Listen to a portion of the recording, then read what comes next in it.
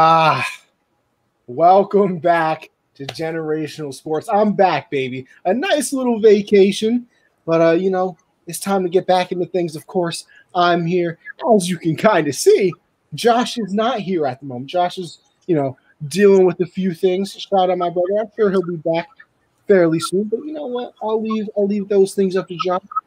But never fool people. I got two wonderful men with me, Matt, John. Matt, how we doing? We are doing great this fine Monday, July 12th. As you guys may know, All-Star Week is ahead of us. We got the Home Run Derby tonight, All-Star Game coming soon. Definitely looking forward to that. Definitely looking forward to the NBA Finals. Bucks tied up Game 3, 2-1, #Bucks in 6. And then also, UFC, McGregor's leg just snapped in half. So definitely looking forward to talk about that. And it's a pleasure to be on Generational Sports once again. Yes, sir. John, what's going on, brother? A great day after International Slurpee Day. I'm chilling right now, getting ready to talk about some great sports topics, honestly. You usually never find yourself in the summer, like in the middle of July, talking about all these really interesting sports topics. But, it's a really weird year. Here we are. I'm pretty excited for today's episode. Let's get into it. Hey, my actual co-host, Josh, what's going on there, soldier? Hoping that you're doing all right there, my guy. But you know what, Josh, you held it down for me 1 week. Don't you worry, bro.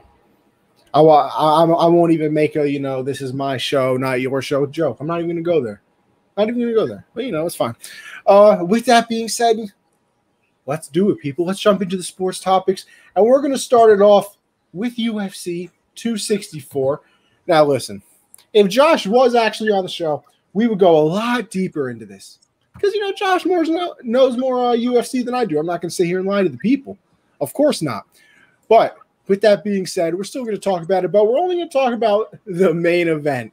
The reason everybody tuned in, Conor McGregor, Dustin Poirier, and, well, let me tell you something. It didn't really go the way everybody wanted it to. Conor obviously broke his ankle. I don't know which one it technically is. I guess they're going with the leg. At the end of that first round, at first, it looked like Dustin had gotten the knockdown with the punch, but it ended up, after they showed the replay, they both actually missed the punches. Conor stepped back. Ankle said deuces.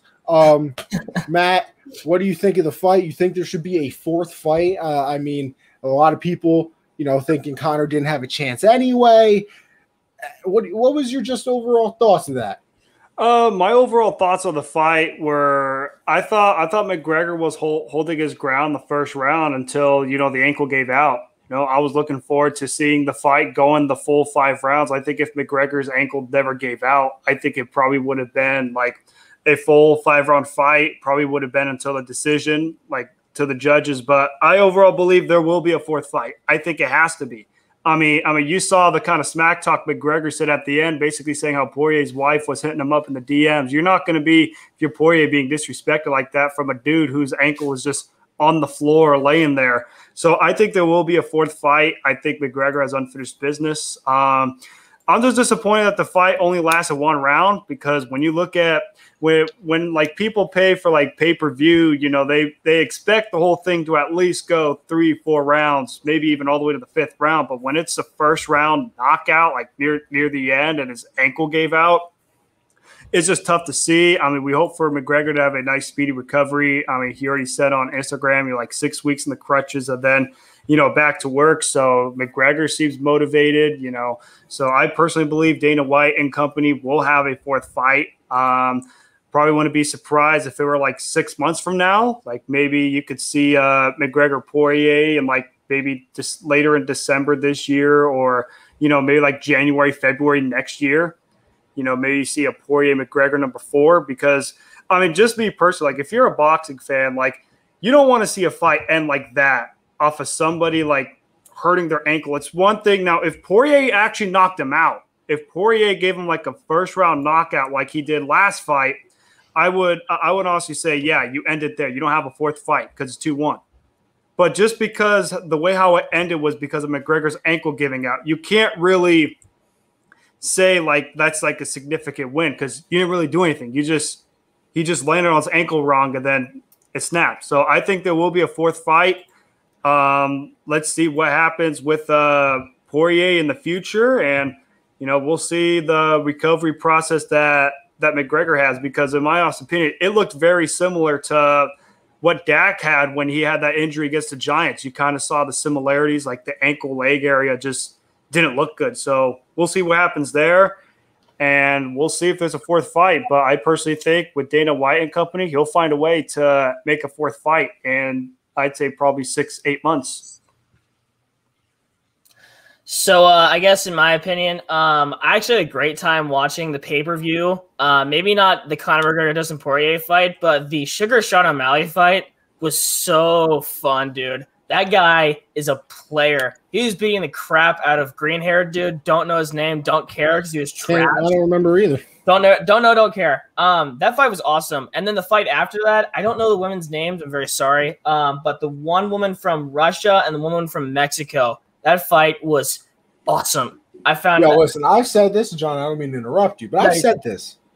I swear, people like to rag on women's sports, which, by the way, you're an ass anyway. But listen, women's MMA, low key, better than the men's. They be going. Listen. You see the men. Don't get me wrong. Usually more knockouts. A lot of big punches, things like that. But they feel each other out a little bit. I feel like the women are always trying to kill each other from the start. I would say that's actually an exact representation of what happened last night. Again, it's kind of killing me that I don't know her name, but the woman from Mexico was a dog. She was going after that lady from the jump, and I believe it only went one round, and it was just a pure beatdown. And I found that extremely entertaining. Not to mention, again, Sugar Sean O'Malley. That guy was messing him up for 3 straight rounds. Now, give credit to green-haired bro. He stayed up for 3 rounds, and I think he took over 250 headshots that connected, which was insane. It broke Sugar Sean O'Malley's personal record for headshots in a match. But, it was just so crazy. You got the back kicks and the punches to the face, and it was just, I don't know, it was great. As for the McGregor fight, Matt already covered it kind of to a T. Kind of disappointing, very disappointing ending to a great trilogy. Probably going to be a fourth fight, but we really never know. But hopefully we get one. So that's what I think. Yeah, you're going to get it from both ways. The people who like Dustin are going to say, oh, he beat him. You see some people saying that Conor should accept a loss, and then others who are, McGregor fans, of course, are going to say, oh, it's because of the injury. Conor held his own for like a minute and a half, in my opinion. Then they went to then he got a little tagged up. They went to the, you know what, Josh, you're also not wrong. Greg Hardy Josh, not wrong. Josh, molly-whopped. Yeah, he so did. When I saw Greg Hardy going up against Tai Tuivasa, I'm just like, Tuivasa's got to get him with ease. But oh man, I lost where I was. Oh, the fourth fight. I can see it happening. Dustin's probably going to get a chance at the belt now with Oliveira. I assume that you guys would all agree with me on that as well. A lot of people are talking about, does Conor fight Nate again? That would be I believe that would be their third fight as well. So it can go a lot of ways. But this is the real question I want to get into. Obviously, the other fights on the pay-per-view were good. Greg Hardy got molly-whopped, as I said. Sugar Sean, I can't believe the other guy is actually breathing. Like, I'm literally not even saying that as a joke. I actually cannot believe the other guy is alive still. And then the woman put on a show as well. But the question going into this fight kept being about Conor's legacy. And I have my answer, but I'm curious to see, other people's response to it. John, what is your, I'll say after this fight, what's your, mindset or thought about Conor's legacy? My perception of Conor McGregor is a great whole career. He might go down on a sour note. It's the first time in his career he's lost 2 consecutive matches. And it's kind of disappointing to see because there was a point in time where he was the greatest in the world for a long period of time, actually. And I would love to see him go out on top. Maybe he sparks a new rivalry, or maybe he goes out on top against Poirier. But as of right now, especially for people that aren't as involved in MMA and don't really know a lot about Conor McGregor and maybe watched him for the first time last night, I was watching the fight with 6 other people, and we were all at a friend's house, and when Conor McGregor gave that post-game speech about Poirier's wife, everyone got a really bad perception of McGregor. So I would say to the average MMA fan, he needs to win another fight. But I would say to the more in-depth MMA fan, which by the way, I'm not, but from, the limited research I've done on Conor McGregor, it seems like he has a great career. And so to really appreciate him would be taking his whole career into account, not just the recent fights. So that's my perception. Matt, what's your legacy on Conor? I think Conor McGregor's legacy didn't really change. I feel like a lot of people went into the fight basically saying like McGregor was one of the greats. Like if Prime McGregor was one of the best of all time, and he also remains as one of the best smack talkers of all time. I mean, what I saw at the end, what McGregor did, I just look at it as that's a classic McGregor. Like he's going to always find a way to talk smack at his opponents. It doesn't matter if his ankle's wrapped up in and all this stuff. He's going to find a way. So I personally don't think his legacy changed. I will say I don't think it got better, but I don't think it got worse. I don't think him losing 2 straight is going to like change him. Like I don't think he's going to be like Anderson Silva, where Anderson Silva was at the top of the world and then he hurt his leg and he should have just retired after that, but he came back and tried to fight some more and he just fell off a cliff. I don't think it'll be like Anderson Silva route, but I think it'll be one of those to where McGregor, he's going to be the same guy. He's always been the same guy, for being honest. Like whenever he started like his first fight, when he went up against Nate Diaz, you always saw him talking smack in the presser. Even when he went up against Floyd Mayweather and then against Poirier, like he's going to maintain the same mindset, same attitude. So I don't think really anything changed with McGregor. I just think it's tougher now just because this is kind of like his first like big injury that he suffered. Like especially like if you're a boxer and you hurt your foot, like it's going to be one, you have to take a long recovery process, at least 2 months. And then after that 2 months recovery, then you got to get, ready for like a fight. And like if you want to do one like 6-8 months, like you're gonna have to find your way to get back to where you were before the injury. So it'll just take longer for McGregor to recover. Now, I do not think this is his last fight. Like this will not be the last we'll see from McGregor. Whether, like you mentioned, Anthony, whether he'll play Nate Diaz, number 3, or if he'll want to rematch number 4 with Poirier, which I think will happen. It's only a matter of time of when. I just think his legacy stayed the same. I don't think it got any worse. I don't think it got any better. It's the way we looked at McGregor before the fight versus after the fight. I think it's pretty much the same. He's the kind of guy who's just gonna talk all the talk he wants, and whether or not he backs it up or not, that's what McGregor is. Yeah, I said it in a bunch of the group chats and stuff before. I said it on Twitter as well. I think questioning Conor's legacy going into the fight was stupid. I think it's been said he was a 2-division champion. Like John said, he had a run at the top for a very long time. He went out and made his hundreds of millions of dollars fighting Floyd. He then sells some of his whiskey company, makes even more money. I think he was the highest paid athlete this year. I mean, listen, there was a point in time Conor was the best. And then he got a lot of money. And listen, I say it all the time. I love MMA. I think you're an absolute idiot for doing it. Like, oh yeah, who wakes up in the morning and says, you know what? Great idea. I got a great idea for you. I want to get kicked in the head for money. Like, that's what they do every day when they wake up. So Conor got all of his bread, and then, he kind of, fell off a little bit. I don't blame the guy. He started his family. He made $185 million the past year. You really thought he was going to be as hungry as he was when, he was like a janitor or something, in Ireland, and he was fighting his way into the UFC, and then obviously he wanted to get to the top. Conor did a lot for the UFC. I think Conor is the reason it is so mainstream. We had a discussion in the group chats as well about like your Mount Rushmore of the UFC. I put Conor on it. I put Ronda on it for what she did for women. I also put Amanda Nunes on there. And then I put John Jones on there just because, that's my guy. I think he's the GOAT. But like Conor made everything mainstream. So his legacy, win or lose, like, listen, if he won, maybe he got a title shot. And, he could have won another one that really solidifies him as like maybe a top whatever fighter in your mind. But to think that this hurts him in any way is dumb to me. It was like this is the same conversation I had with people about Brady in his last Super Bowl. Like, if he wins, he has 7, so now it's just ridiculous. If he loses, he still has 6. Like, you're really going to sit here and talk down on the legacy? Like, it was already cemented in stone. Connor's doing A-okay. Go do another proper number 12 commercial and hang out with your kids. I think he's going to be just fine. But with that being said, let's move on to tonight's festivities, boys. The MLB All-Star break is here, and I'm very excited. I really am. We're going to go through the predictions on the Home Run Derby tonight. Now, you know what?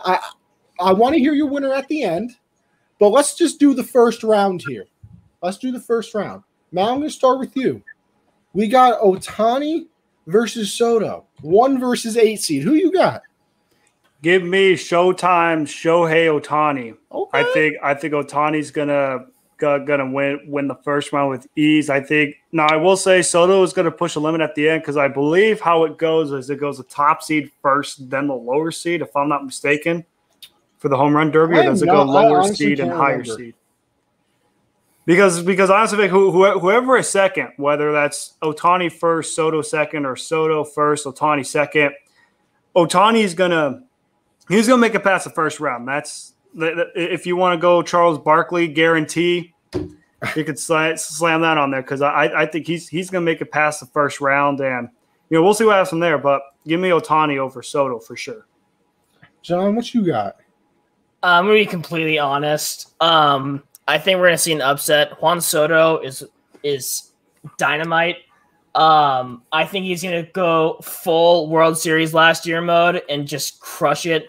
I think that Shohei is gonna dominate in the All-Star game because if he's batting first and the starting pitcher, like he's just gonna eat. But I think that he actually has a slip up in the home run derby and Soto takes the cake.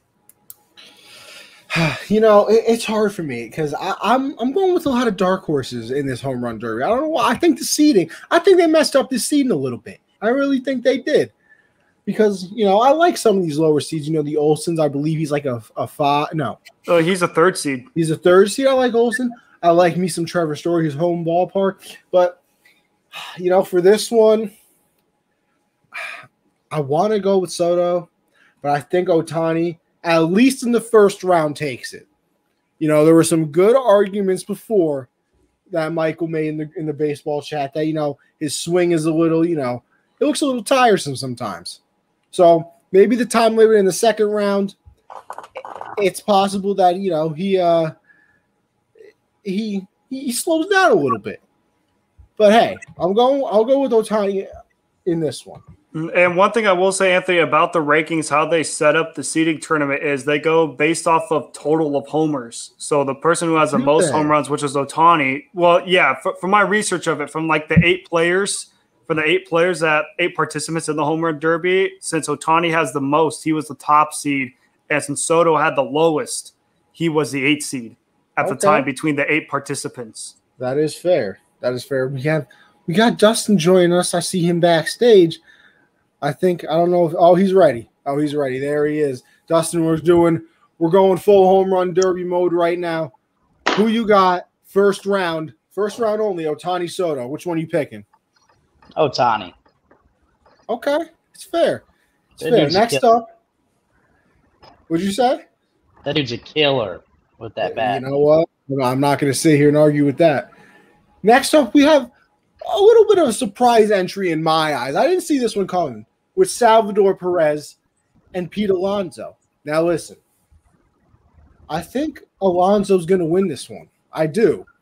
Defending champion. He's been in the home run derby before, so he knows how to pace himself with that time limit. Remember, they each get a timeout as well. But I didn't even know this. My man Salvador Perez got a solid 21 home runs. And let me tell you something, too. He's not a little man. Salvador Perez is a big dude. So would I be shocked if this man pulls one out? Absolutely not. You know that no catcher has ever won the home run derby. It could change tonight. Matt, who do you got? Give me the polar bear. Give me Pete Alonso. he's the defending champ of the home run derby. I think he's going to defend his title pretty well. I will say though, Salvi's going to push the limits. Like he's Salvador Perez. He's going to get it up there. Like you said, he had 21 homers up to this point of the season. I think he's going to amass some good ones, especially at a ballpark that's going to fly like Coors Field. Like you're talking about a destination for homers. Coors Field is that place. So that ball's going to fly in the home run derby. But I think if you're the defending champ, you can't go out in the first round unless if you're the Los Angeles Lakers. Then you can go out in the first round. But hey, give me the polar bear over Salvador Perez. It's gonna be a good first round. I'm definitely excited and looking forward to it. But give me that boy Pete Alonso. John, I'm gonna have to switch it up a bit. I got Salvador. Salvador has kind of been hot going into the home run derby. He's been raking, quite honestly. I think he's hitting a little bit below 300 right now. And Pete Alonso's betting like only 250, I think. So I like Salvador Perez, not just for the BA, but I think Salvador Perez also has more homers and he has a higher WAR at the All-Star break. And so I think he's just been playing better, and I think that's going to translate into the home run derby. So I got Salvador Perez. Dustin, the floor is yours. So I'll go off of that. When it comes to batting average in the regular season and stuff like that, I don't really take that into much weight when it comes to the home run derby. A lot of it is how much oomph you have in that bat, to be real. I mean, it's not like they're throwing curveballs. They're not throwing something stupid at you. It's going to be right in front of your face. But Alonso, yeah, I'm taking him. But, yeah. I don't think the home run derby can really go off too much of the regular season because a lot of these guys have pop, man, and just because they're not really good at judging breaking balls or judging certain things, ain't no breaking balls in this one. Ain't no breaking balls, so therefore you can have a lot of pop in your bat and not be a very good regular hitter. That is absolutely true. So I take Alonso. All right, now. We got Mr. Alonso versus Mancini. Now, listen, let me tell you, if you want to go based off story, I think everybody got to root for Mancini in this home run derby. I think if you don't, you're a little messed up. Man's coming off cancer, having a solid season. Listen, I'm rooting for you, Mancini. I am. But let me tell you something. I saw Matt Olson come in the Yankee Stadium and destroy some baseballs. And listen, they're in Colorado. I would listen. I'm placing like the over/under at 500, like 20-foot home runs at like 10, and I think it's going over easy.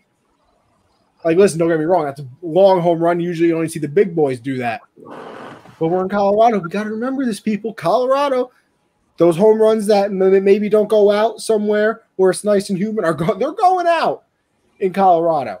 Do you remember it? Have you seen the report that they're actually projecting balls to go 550 feet in the home run derby? I didn't see that. 550 feet projected home runs, man. That's like out of the damn park. Like I hope. See, this is why I love the home run derby, but I'm so sad. And listen, is it going to be a little biased here? Absolutely. But I would have loved to see Judge and Stanton do a home run derby in Colorado. I'd really love to see. I'd love to see Judge. Like, oh yeah, I'm not the biggest fan of Stanton. I'm not gonna lie, but Judge will hit the hell out of a ball. I'll tell you that right. That dude, oh my! If he makes contact, it's going. Judge unfortunately said, my man Judge unfortunately said that he's only doing a home run derby again if it comes to Yankee Stadium. So I'm a little disappointed in that. But you know what? Hey, if it is, I'm there. I'm there. So listen, although like I said, I'm rooting for you, Mancini. I am. I gotta go with Matt Olson. Dustin, we'll start with you this time. With Matt Olson? I'll say right now, Matt Olson's a beast. There's very, very slight chances I'll ever vote against Matt Olson. So therefore, I've seen that dude. He can bat. Like, we're not even talking about the home run derby, man. That guy can hit whatever you throw. So therefore, when it comes to his front of his face, it's probably going to be very, very hard for me to vote against him. So I'm probably going to go for Matt Olson. I'm not going to lie. That's probably what it's going to. Trey Mancini is going to be the only bright spot in the Orioles season. A guy is going to. No. I got to stop you because I almost agreed with you. I did. My man Cedric Mullins is an animal. Batting ninth in the All-Star game. You got a point, honestly. The second or the one of two bright spots. That's fair. I think that he's going to win just based on the story alone. I think that if it was just if he didn't have to go through all the stuff he went through, I think it was just Matt Olson versus Trey Mancini alone. You got to go Matt Olson. But I think that he's just going to pull one out for Orioles Nation, which there's like 5 people in Orioles Nation, but still.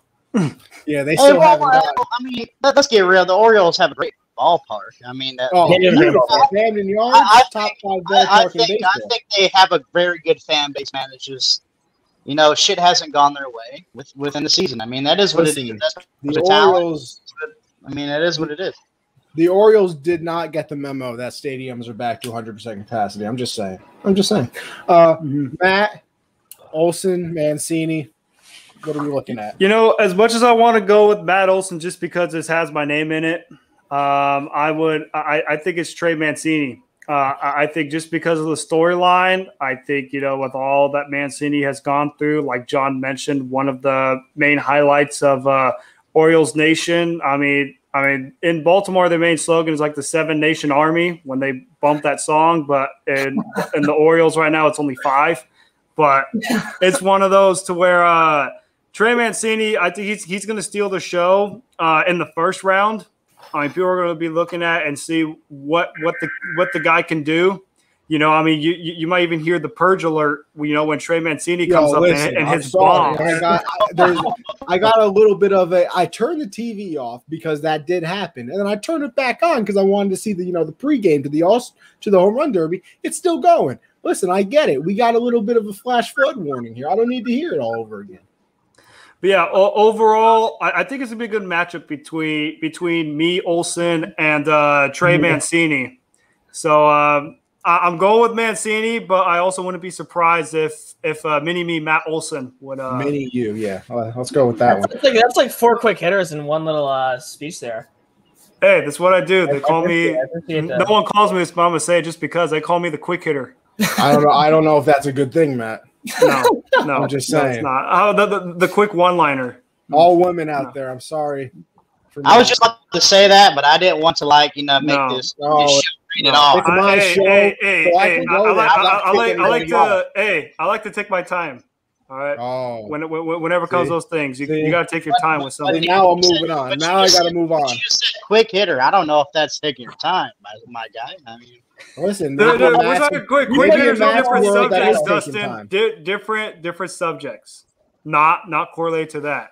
Listen, you never know. I'm talking like quick hitters with jokes. In Matt's world, a quick hitter might be taking his time. You never know. But the last one we got for the first round can't even say anything right, man. Is Gallo and Trevor Story. Now listen, I'm a little disappointed. Because coming into the Derby, I had Trevor Story as my dark horse. And this man has become the darkest horse because I didn't realize until about 2 days ago that he was going up against Gallo in the first round. But with that being said, I got to stick with my convictions, man.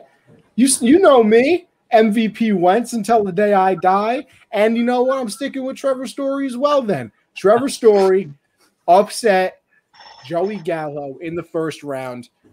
I don't know why. It's just because I picked him before, and I'm a man of my word. So you know what? Trevor Story to the moon. John, I'm going to start with you this time. Well, I'm in Texas right now, and if I hear the 2 words Joey Gallo one more goddamn time, I'm going to lose it. So for the sake of pissing off the entire state of Texas, and the fact that Trevor Story has experience in the ballpark, probably more than anyone else here, I'm going to go Trevor Story, dark horse. If anyone else is watching this and knows me and is from Texas and likes the Rangers, piss off. Trevor Story is taking the cake. Listen, you can ship Joey Gallo right over to the boys in New York. We could use an outfielder. Mets? Justin, what's going to happen? Right, well, I do live in Texas. Okay. Oh, sure. When it comes to the Rangers, I'm not going to say I hate them. I go to their games because I can't go to the Cleveland. Well, it's about $5. I don't blame you. You know what I'm saying? So I go to the shit out of that game. Actually, their new stadium is very beautiful. Anybody wants to go there? The stadium is very cool. That's a very cool stadium. Very beautiful stadium. It was actually a very good time. Anyway, I'm not in love with the Rangers. Like, every Texas team is kind of like my second place. Like, I'm here, so except the Cowboys. I mean, no, they don't even exist. I've never heard of them. Whatever. Never even heard of the Cowboys. I don't know if I like seeing the Cowboys win sometimes. But anyway, when it comes to Joey Gallo, like, if I could take a baseball player and just put like a label on him and put power and meat and just be a big dude and just swing the bat, man. I don't even know what to tell you. Just swing it. Whatever. You make contact, probably go far. So therefore, I'm going with Gallo here, dude. You put money balls in front of his face. Yeah, it's probably going to the fence. So I'm probably going to go with Gallo. Yeah, I have to agree with Dustin as well. I've also gone with the Gallo. I will say Trevor's Story, if he were a dark horse, they call him the Black Stallion, the darkest horse of all the land, just because the only way how he would even possibly be in it is, like John mentioned, it's because he's literally like on the Rockies. He literally like lives like in the ballpark 81 games of the year. So it's one of those, it's going to be exciting to see. I'm pretty sure, in my humble opinion, I think Gallo's going to probably hit the furthest ball in the home run derby itself. Absolutely. Just because like he hits bombs. I remember when it was the old Globe Life Park, he hit a bomb. It was like 505 feet at one of the, Matt, let me stop you real sections. Quick. Let me stop you real quick. I got a question for everybody. Over under longest home run, 560 feet. Under. I'm going under. I made a little baseball bracket. I said the furthest one was going to be like 518. You know what? I think I'm going to go over. Someone's hitting 562. What is the water, New York? Okay, can I explain why I don't think it's going to go over 550? First of all, if the pitchers in the home run derby were throwing with a little bit more velocity and a little bit more pop, I could probably see that happening. But the only thing over 550 with a pitch that is more cake, it's kind of hard to get barrel on ball with lower velocity and go over 550 even in Colorado. It's hard to do that. 562. I don't even think prime roided up Barry Bonds would be able to hit a 550. I mean, that would probably be the only player that has a possibility right now. He would be the only person that have the possibility to hit a bomb 550 in Coors. Well, first of all, I don't doubt the 550. I think 550 is fair because you got to understand Colorado is little like Denver. The elevation in Denver is stupid. It's mile high. You can hit a ball in Denver, and it can go 10 times further. So 550 is probably fair. Over 550 because the velocity, I don't know. But if you threw a 95-mile-an-hour fastball, let's just say Joey Gallo swung at that right down the middle, I'll probably give it about 560. I could probably see it. The home run derby is not about that, so I don't know if it go over 550. 562 confirmed. All right. You know what? That technically means. All right. So does everybody remember who they've picked so far? Because right now, screw it. I'm not even going to do that. That would have made things a lot more complicated. If we all agreed on one person, it would have been easier. But all right, let's go through the panel then of who you have winning the home run derby. We all said who we got for the first round. Some answers varied. If you want to go back and track us, go ahead. Who do you have winning? Justin, I'm going to start with you, and we're going counterclockwise, baby. Justin, John, Matt, me. Dustin. Oh, my bad. I thought you said someone before. You know what? Hey. Okay. I got Ohtani. I'm gonna say it for a spot. Honestly, I'm very blessed to have two big baseball fans at my job, and I'm not the best at paying attention all the time. So these guys kind of keep me up. I'm not gonna lie. We just watched a clip from Japanese baseball when he was over there. That dude literally hit a ball and smacked the ceiling. Literally didn't just hit a home run, smacked off the top of the dome. So therefore, I'm sorry, man. He's a young kid. He's got a lot of energy. I don't think he's gonna die out in the home run derby. probably going to kill it. I'm just going to go with Ohtani. Whoever is coming out of the Soto Ohtani part of the bracket is winning it, but I picked Soto. Give me Juan Soto. Oh, you know what, John? I like that because I'm a Soto guy. Big Soto guy. Big Soto guy. I really don't like the Astros. The Rangers are. Well, you're going to tell me. Well, I'm in the AL East, right? I'm a Red Sox fan. So well, I also hate you, but that's fine. Okay, but so me having to just well, if you're a Red Sox fan, you probably need to be booted. I mean, I don't even like the Yankees, and I still don't like the Red Sox. So I'm completely honest. But the point I can't talk because I am a Yankees fan. Everybody the hates Astros for an extended period of time, and in the same state was insufferable. And so I just was like latching on to Juan Soto, and that guy balled out. So I'm going to ride his coattails all the way to a home run derby championship. I am going to go with what Dustin said. Give me Showtime. Give me Shohei Ohtani. I think the writing is on the wall for Ohtani to do well. I think he's going to dominate the All-Star game, like John mentioned earlier. I think he's going to be fantastic. I can't wait to see him pitch and lead off. Like, can you imagine Ohtani striking out the side and then first pitch up the bat just hits a bomb in Coors Field? All like the viral media that would be. And then on top of that, he wins a home run derby. Like, that would be the ultimate trifecta and probably the highlight of the Angels season, if we're being honest here. No, there is no probably. It would be. Listen, I'm going the opposite. I'm going the opposite side of the bracket here. I agree with John, except with the Trevor Story, Joey Gallo side of the things right there. Whoever wins that matchup, going all the way. But I said it. I'm a man of my word.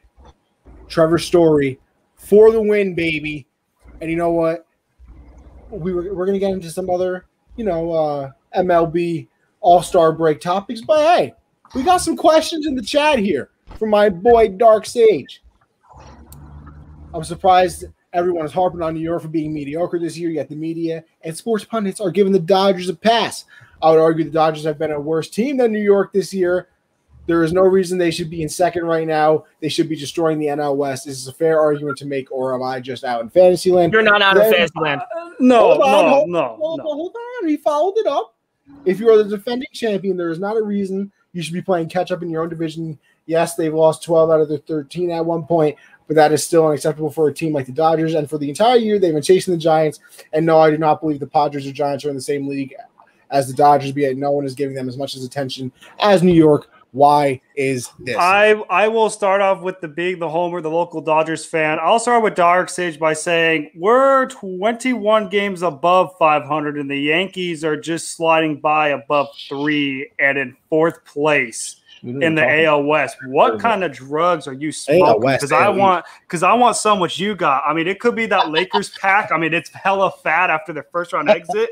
But I mean, I don't know what you're on. You're on a fantasy land. This is just. Yes, we did have our struggles during the season, but you also have to look at it. The Dodgers still got a lot of injuries, same as the Yankees, but the Dodgers have still found a way to get on some hot streaks. And it also helps when you play the Rockies and the Diamondbacks in the same division. I'll give a little props to that. For the Yankees, they don't really have any passes besides the Orioles because everybody else in the AL East is good. So, and you also have to think, when you're a defending champ, there's always a championship hangover. Like, it's very hard to win back-to-back. I think the last back-to-back World Series champ, I believe, was the Yankees when they had that run in the 2000s, if I'm not mistaken. Like, that's literally the only champ that has won back-to-back. So it's very hard to repeat. Yo, and Matt, don't disrespect my team like that. We three-peated. Okay, three-peated. There hasn't been a team that – how about this? There hasn't been a team that went back-to-back since the repeat Yankees. Is that wording better? It's repeat Yankees, but continue. But anyways, all I'm saying is the Giants have just been on a hot streak. I mean, we've always seen teams that start off hot. I expect the Giants to cool off in the second half of the season, and I expect the Dodgers to win their 9th NL West title in a row. And the reason why, the Dodgers are being given a pass, like you quote-unquote mentioned, is because we're 21 games above 500. We still got one of the best records in all of baseball. Meanwhile, the Yankees are over here only 3 games above 500 at 46 and 43. That's the only reason why the media is scrutinizing them. If the media saw the Yankees, if the Yankees had the same record as the Dodgers, and yet they would still be in 3rd or 4th place, they would be given a pass just because they look and say, this team is just 21 games above 500. They're just in a good division. So I personally believe you are on Fantasyland, and whatever you're on, you need to pass this whole panel around because it's some good stuff. That's one thing I will say. Let me just say this. The Giants are playing out of their minds. I think they were supposed to have a very, I guess, mediocre. No, they were supposed to be bad. They were supposed to be third place in the NL West, and yet Buster Posey, Brandon Crawford decided to turn the clock since it's like 2014. I was just thinking like their pitching in their bullpen is just like what? Like you are not supposed to be good, Kevin Gausman. The guy. Are you joking? Like he was supposed to have like maybe a 4 ERA, but what is he, sub 2 right now? I think. Let me check that. I think he has the second best, like other than DeGrom. And I can never pronounce his last name. Disclafani and Johnny Cueto too. Disclafani? Disclafani. Can never pronounce his last name. Cueto is also playing out of his mind. And just like Matt was saying, Buster Posey just decided to go prime like every other year mode. Like even same thing with Evan Longoria. Like, where the hell was this? This is like Tampa Bay Rays Evan Longoria. This isn't the washed up Evan Longoria that we saw in 2019. Okay, so I have a very good answer to that. I'm just going to be completely honest. So people need to understand what the Yankee name holds in baseball history. So 27 rings. When you have such a history of winning, when you do bad, even though you have a decent roster, guess what's going to happen? You're going to get completely pounded on. LA Dodgers, I mean, they're stacked, first of all. We're just going to end that. They're completely stacked. Like they're stacked with talent everywhere. I do not give them any pass when it comes to talent. They have enough to be very good. Now let's talk about back-to-back. First of all, they have never won a World Series for the full season. So I'm just going to put that on the table here. It's not going to happen, probably. I'm just going to be completely honest. So, therefore, I'm not going to sit here and say, oh, it's hard to go back-to-back. It's not hard to go back-to-back when you had a shortened season and you had a playoffs that was unprecedented. So let's not put them in the same conversation that goes back-to-back. But Yankees are going to get more shit because easily they're just a more historically just decorated team, and it's hard not to hate the Yankees. First of all, if you're a fan of baseball, period. That's not a Yankees fan. Hold on. So therefore, we can all say we hate the Yankees. Honestly, I'm not a big fan of the Yankees. My problem with the Yankees, just like I have a problem with the Steelers in football. I'm a Browns fan, so therefore I don't like the team, but they have a lot of players that are like my favorite of all time, and it's really sometimes it's really hard to be like, oh yeah, fuck you. No. But the Yankees are getting more shit because of the Yankees. Let me just be really clear here. The Yankees, their hitting isn't atrocious. I mean, it's definitely not good. I think they have something like the highest percentage of solo home runs in the MLB. Oh yeah, about 70%. I mean, their hitting isn't bad. It's their pitching that is like the sticky stuff. Like not having the sticky stuff is like the biggest detriment to this team. Like Garrett Cole looks like a toddler. I don't even know what to say. Wow.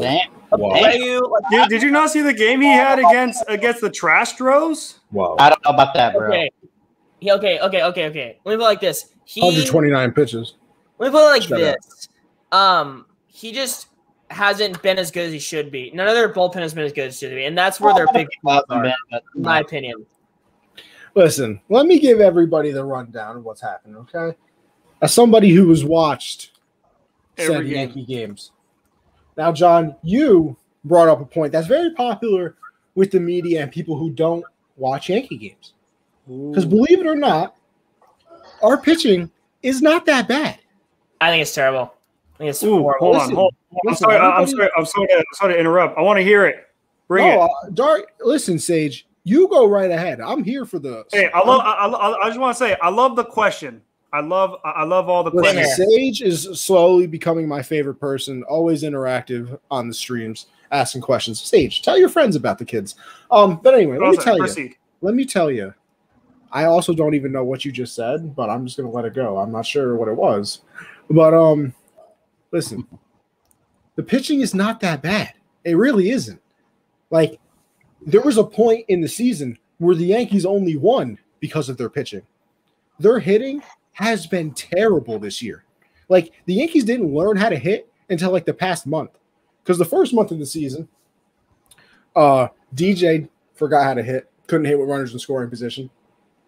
They have the least home runs in the MLB from left-handed hitters, which is never a Yankee thing. I mean, their stadium is literally built for left-handed hitters.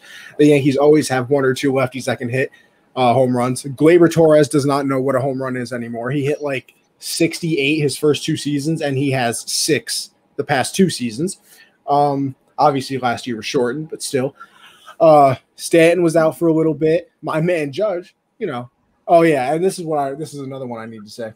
Mr. Pete Alonso, beginning of the year, said that he was better than Judge because he actually stays on the field. Guess what? By the way, Judge is better than you, and he's staying on the field this year. So you can take that and shove it, so you can piss right off Pete Alonso. You had your one good year. Aaron Judge always has been and will always be better than you, so calm down there, buddy. Second of all, the hitting is coming around, and Sage, to answer your question, this is why we're catching more slack. I understand what you're saying, that the Dodgers should be running away with it and blah, blah, blah, because that's what a lot of people thought coming into the season. But a lot of people thought a lot of things coming into the season, including me. I thought the Yankees were going to run away with the division. I thought Boston was going to be the 4th-place team. I thought – Now, that's just disrespect. Why? With Boston being a 4th place. With Boston being a 4th-place team, they were at least a 3rd-place team. Our outfield is outstanding. At least third. Yeah, I thought they would be the 4th place was disrespect. No, I thought as what about last year?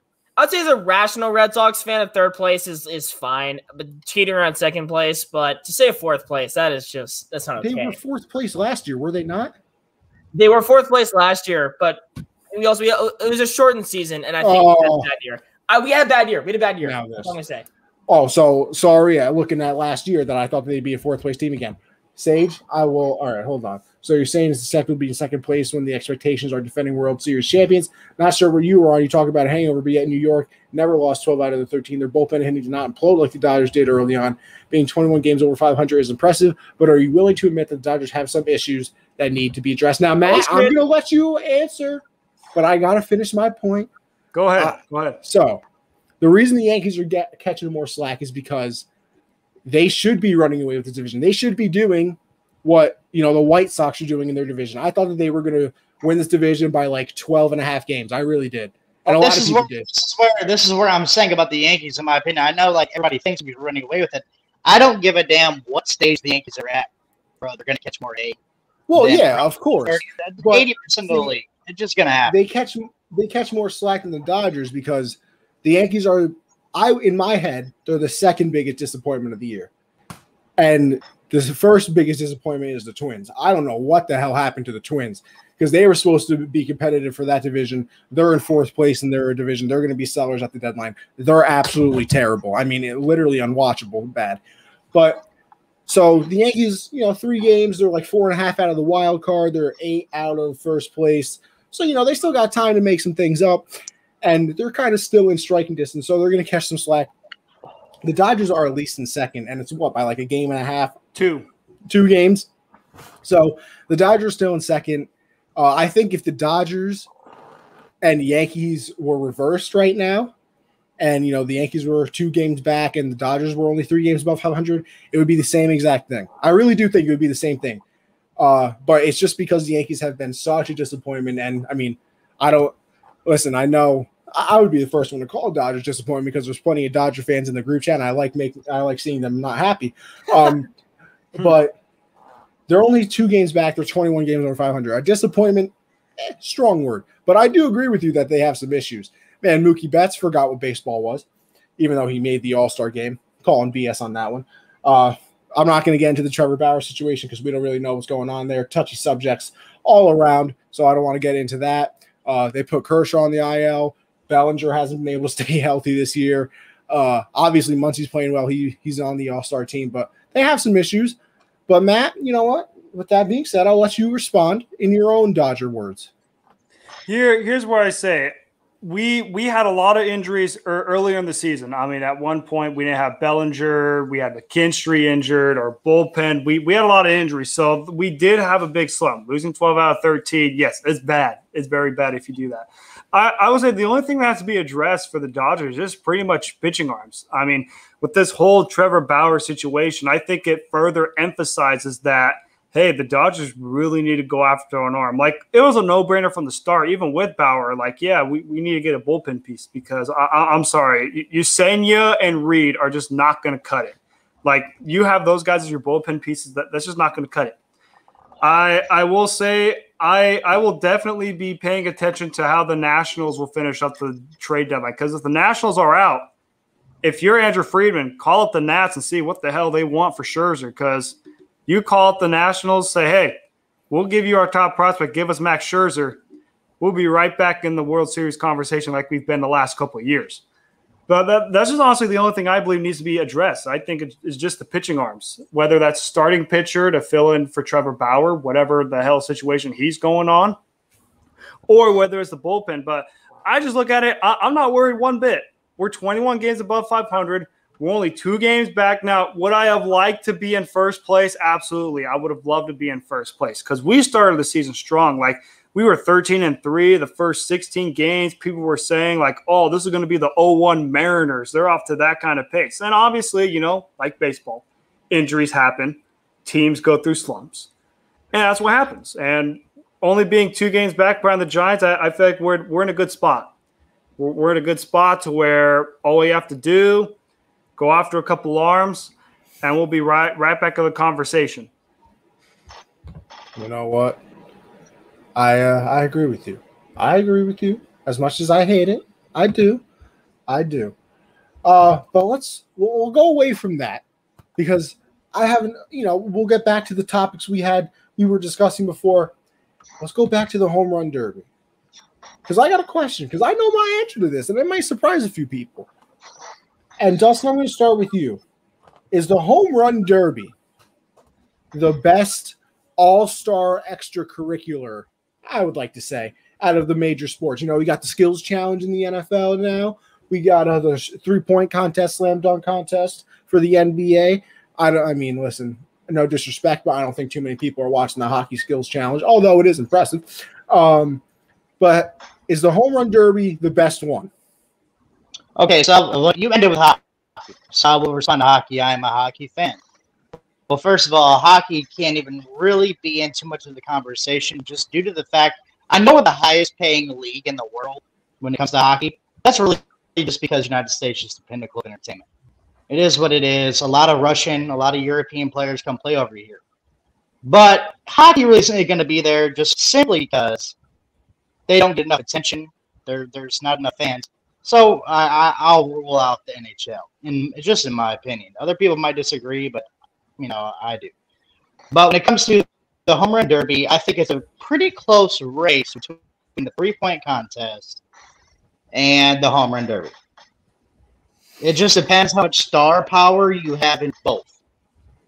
So if you have a lot of stars in the home run derby and the MLB, I think it's pretty even. It's really hard to say because if the three-point contest has a lot of stars, you put Steph Curry, you put Klay Thompson, you put a lot of these guys that are very popular.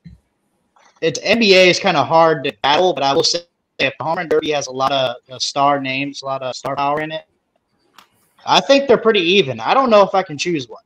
That's honestly my take. All right, John, what do you think?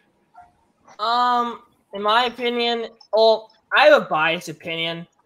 I'm a giant basketball fan. I play basketball. I go to school and play basketball. That's the reason why I'm going to the new school or whatever. So I really like basketball. And so I'm going to say I'm only going to say the three-point challenge because I'm a big basketball fan. But I'm going to try and take a non-biased perspective. And the home run derby and the NBA skills – sorry, not the NBA skills challenge. The home run derby and the slam dunk contest are my two favorites. And I think it's when the slam dunk contest is at its best when you have guys like Levine and Aaron Gordon competing, like actual elite athletes that are like considered somewhat stars, not like some bum that no one's ever heard of. When those guys are competing, like when star level talent's competing, I like the slam dunk contest. When star level talent's not competing, give me the home run derby. From a non-biased perspective, from a basketball perspective, from a guy who like basketball a lot, it's a 2-point contest because that's just like I don't know, it's more entertaining to watch for me. That's kind of what I think though. Matt, you're up next, but I see you're a little busy right now. Oh, I'm back. Okay. Just making sure. I would honestly say the home run derby is probably the best one. Just because you never know what's going to happen. I honestly will say like the 2019 home run derby was one of the best home run derbies, especially when you saw Jock Peterson versus Vlad Guerrero Jr. That was probably like one of the best like we've ever seen. Like two just power hitters going to the limit, and you always look forward to see who's second, because whoever is second kind of has the advantage because you only have to beat this set total. Like whenever we watch Ohtani versus Soto, we want to see who goes first, because I'll tell you right now, if Ohtani goes first and he struggles and he only gets like 18 or 19, you best believe, John and everybody who's pulling for Juan Soto, they're going to be licking their chops and they're going to be like, ooh, Soto only has to get 20, easy peasy. And then you'll see if he could get it. So whoever's second in the home run derby is going to have a big advantage because you only have to beat set total or at least tie it and match it. And I always just love that kind of aspect, just to see like who kind of gets the luck of the draw. Like, does it go Soto first, then Ohtani, or will it go Ohtani first, then Soto? That's kind of, the luck of the draw. And like you guys mentioned, with the slam dunk contest, it's had its great moments, but it's also had some very bad moments. Like that last All-Star game in 2021, that was not a good All-Star game. The slam dunk contest 2021. When you have a guy, I'm sorry, I believe it was like Simmons out of Portland that one. Anthony Simmons. Yeah, like that. Nobody tuned into that. People tuned into the one in Chicago, Mr. 9 out of 10, Dwayne Wade. People tuned into that just to see, because you had Aaron Gordon in there. You had a lot of stuff, even though it should have never been a 9 out of 10. It should have been a 10 out of 10. And that's just fact. But people tune in. Like, I love when John mentioned the point of whenever you have star athletes tuning in on the slam dunk contest, people are going to pay attention to it. People are going to see the Zach LaVine versus the Aaron Gordon, or the Derrick Jones Jr. versus Aaron Gordon, two top tier athletes who could dunk the ball well. People are going to tune into that. Nobody's going to watch Alphonse Simmons out of Portland in the slam dunk contest. Nobody's going to tune into that. Anthony Simmons versus Glenn Robinson III. Like, no. Yeah, Glenn Robinson III. That's just like almost saying, hey, let's have Anthony Conover in a slam dunk contest versus John Kreveling as your main thing in Atlanta, Georgia. Yo, we'll just let me tell you something. Don't underestimate the bunnies, baby. No, we never estimate the bunnies, especially out of Anthony when he's got that Yankees jersey on. The bunnies are especially when you got Nan's chicken parm. There's nothing like those bunnies will be like Vince Carter in 2000. Better, actually. Reincarnated bunnies. As for me, I thought it was going to be surprising because I thought a lot of you guys were going to go NBA, but I tend to agree with everybody apparently that I like the home run derby the most. I think next in line for me is the 3-point contest instead of the dunk contest.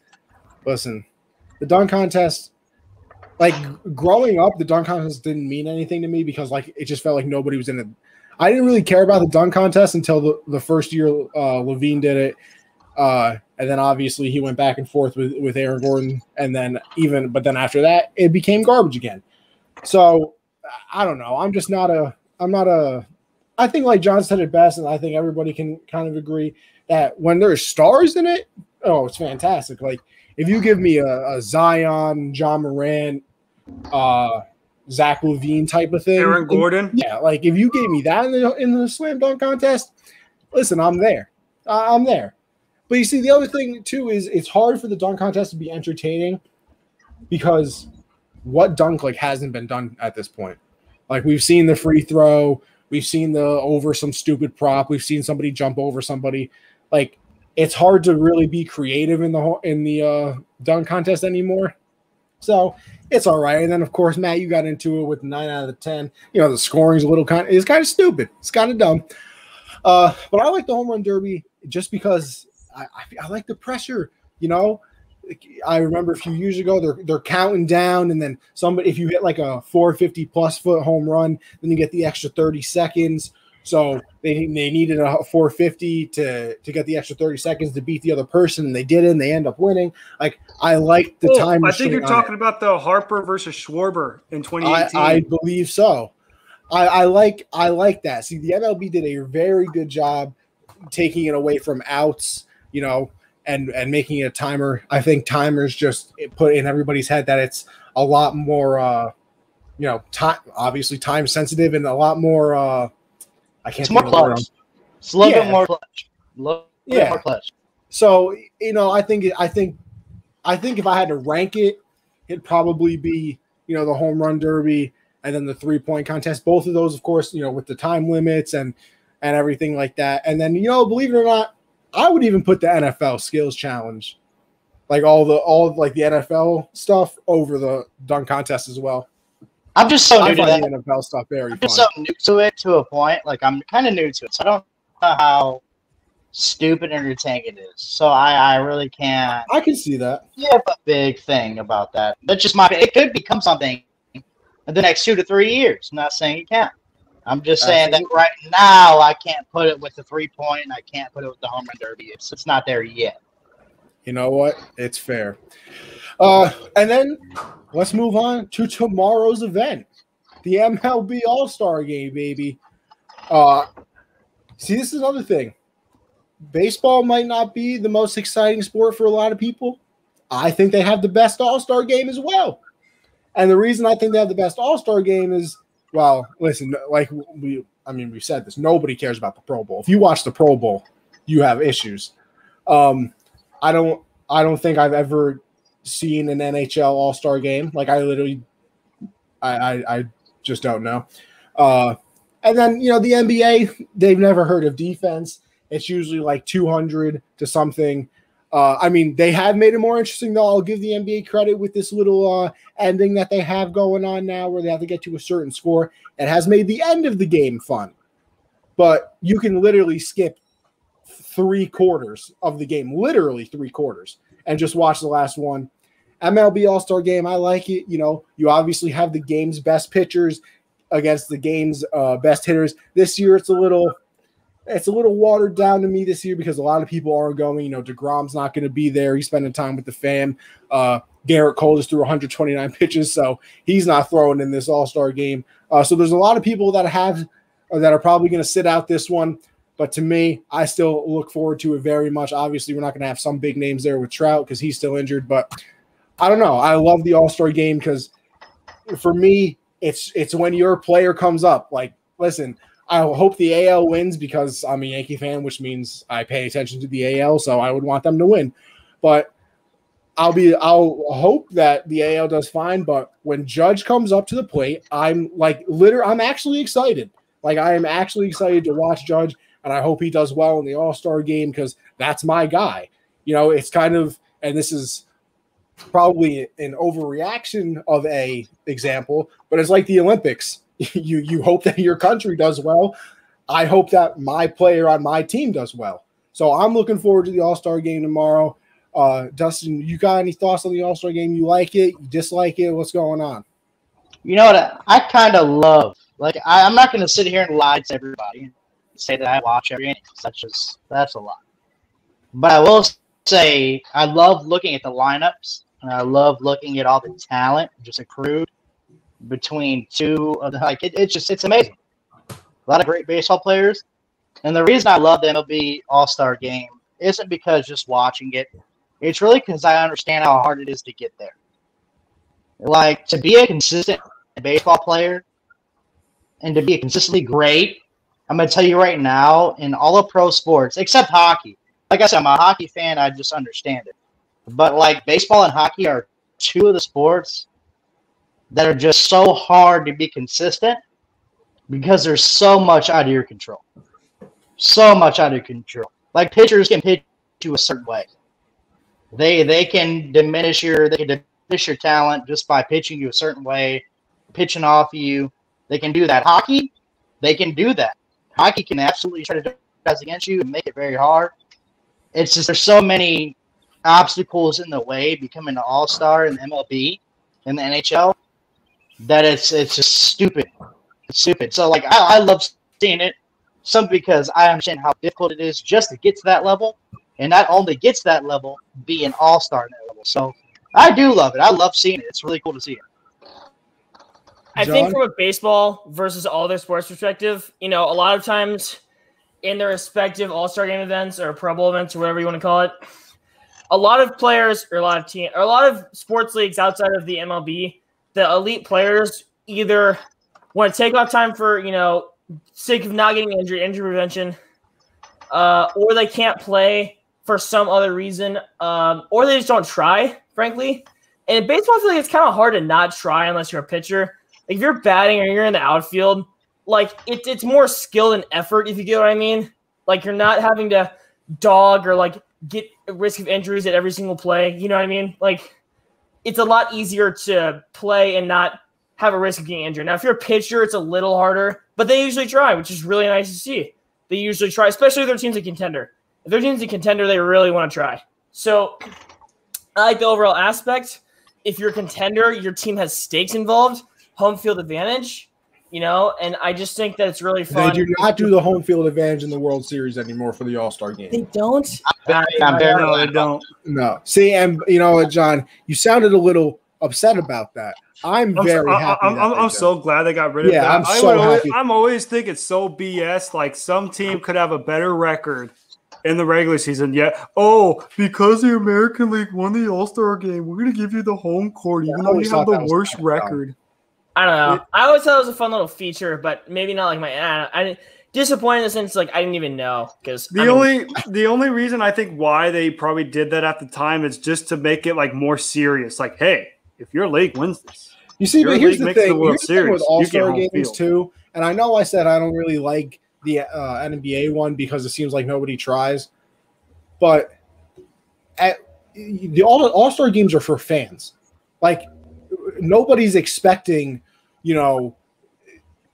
perfect basketball. Like nobody's expecting you to, go 150% and like this means everything to me. This is like we're not expecting people to take we want entertainment like a playoff game. Yeah. And listen, if you tie home field advantage to the MLB All-Star game, you're taking away the fun in it. Like, maybe Garrett Cole is pitching against somebody and they're best friends. They grew up against each other. So for fun, he lollipops one in. He can do that now because it's a fun game. He does that when home field advantage is on the line. He might get beat up in the dugout. Like I'll pick up after that thing about the NBA All-Star game about how they don't play. I'm gonna tell you right now, if you get 5 of the best guys from a conference on the same team on the same floor, I don't care if you thought it was the end of your life. Those guys are going to score. I'm going to tell you that right now. If you have 5 of the best players in the NBA on the same court, I don't care if you play hellacious defense. They're getting a bucket.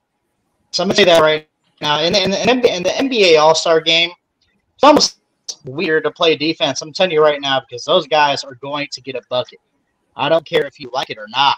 I don't care if you're playing, balls. No, I think I can agree with you that they're going to get a bucket, but you can tell that they don't try in the NBA All-Star game because somebody will go to drive the lane and they literally step out of the way. So, there's a difference between not trying your hardest and literally not putting any effort in. I'm just saying it's very hard to put in your best effort. It's just going to happen, whether you like it or not. In my opinion, it's going to happen. That is true. Matt, did you have any more thoughts on this All-Star game? You didn't really get your chance yet. No, I mean, you guys pretty much hit it right on the nail. I'm excited for the All-Star game. I think it's going to be great to see what Shohei Ohtani is going to do, especially, like him leading off. He'll be the first inning pitcher and the leadoff hitter. Like, I just want to see, what he's going to do with that because can you imagine – I mentioned this earlier, but, could you imagine Shohei Ohtani's first inning if he strikes out the side And then you imagine he's up the bat and he just hits a bomb. Well, Matt, you know what? Let me just transition right into the next topic then. Ohtani doing exactly what you said. He's starting pitching. He's batting leadoff. The MLB made a little rule change this year, to help him out. That when he comes out of the game, they're still going to have a DH and everything like that. See, so they're not taking it very seriously. Thank God, because like I said, this is for the fans, for the people. But, yeah, it's for the people. We the people. But with that being said, do you think this is the MLB's chance to take somebody like Ohtani and make him mainstream? Because, Matt, you've seen it before. Me and Michael have talked about it on Backstop Banner, Thursdays at 10 Eastern, all the time, that Mike Trout, best player in the MLB, could literally be in the middle of Times Square and people would walk right past him because they don't even know what he's like. So is this their chance to take somebody like Ohtani, or, he's the big story, but, Tatis as well, one of these young players, and make them mainstream for everybody to, find out? I think so, especially because Ohtani is like the first we've ever seen. Like, people hear stories of Babe Ruth and the great Bambino, of him pitching and hitting, the same day, but we never really got to see it in person, unless if your great grandma was around during the time in the 1920s. This is kind of like the first time we get to see, a guy like Babe Ruth in action. And that's what Shohei Ohtani is. I think it's a perfect opportunity to have him unloaded, just because gives a possibility of, hey, you really can pitch and hit if you want to. And hopefully this pushes the MLB to make the DH both sides. I am fed up with the NL not having the designated hitter. I think it happens in the next 2 years, Matt. I'm with you. It has to, especially with Shohei Ohtani progressing. Because I'll tell you right now, if we have the NL DH, you put my boy Pujols in that lineup for the Dodgers, we'll be chilling. We need, the way how Shohei Ohtani is playing right now, him hitting 33 homers, on pace to hit 60-plus homers. Now, he probably won't, but he's on pace to. I feel like the way how he's evolving the game, I think he's showing that, because if we're being honest here, every little kid's dream, or whenever you're in high school, you're like, I dream of striking you out and then hitting bombs on the next pitch. So, I personally think that's how it's going to be. And I think in the near future, we'll start to see, MLB inputting in the DH and kind of going from there. John, let's go with you. Okay, here's the deal. I love the DH in AL. Having to see, the world's best hitters, at least in this division, or this league, go at it is really entertaining to see. And especially, that really touched all the bases of what I was going to say, honestly. I have a very similar point to him. It's just if we could see Shohei Ohtani in a DH role, and then see him just absolutely just wipe out a side, it'd be so great. Or if Albert Pujols was in his prime, give me a break. Missing out on that aspect of the game for years now, or decades, is getting a little annoying, and I think we need to change in the next few years. That's really all I have to say. Dustin?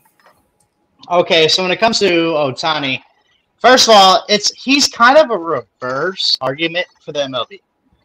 So, like you guys said, you guys mentioned Babe Ruth. You guys have mentioned guys been pitchers, been very, very historic hitters. See, the problem with baseball and the way it's built, especially with the young, it's when you go through high school, when you go through college, a lot of these guys don't want the pitchers to get hurt because they're already throwing 90+. They're already putting their shoulders on the line, their arms on the line. So it's kind of counterintuitive. The MLB is so confused about that situation. It's hilarious because they're trying to go back to the old school style with the NL, but you don't understand that old school style is dead. And if you really want it to come back, you're going to have to force some pitchers to be able to be hitters. So therefore, it's just counterintuitive. I don't understand why they don't have the DH. I don't get it. Maybe they just want to be old heads and they want to go back to everything that baseball was, but it's counterintuitive because I don't understand it. Because the way baseball is trained throughout the ranks, pitchers are very baby. They don't want them to hit. They don't want them to hit. So therefore, it's very hard to create a league where the pitchers hit because it's not true. It's counterintuitive. It makes no sense. So therefore, if you really want pitchers to hit, if you really want, the game to change, you need to create the universal DH. And maybe some of these pitchers may have the energy, but you also have to change the culture within the younger part of baseball. I don't think you're going to. But the MLB needs to have a universal DH. That's no argument. It's more entertaining. It's better for the fans. And MLB needs to understand that old school baseball shit is done. Like, people like to see offense. People like to see a lot of just boom and pop. So therefore, they need to kind of evolve a little bit. That's my take. Our final MLB All-Star Week topic. I just want one response. No, I don't want any reasoning. Nothing. Matt, I'm starting with you. All-Star Game MVP. Man, All-Star Game MVP prediction. I've been right on Ohtani a lot. I just think it's going to be – I think it's going to be Shohei Ohtani. John? Xander Bogaerts, go Sox. Oh.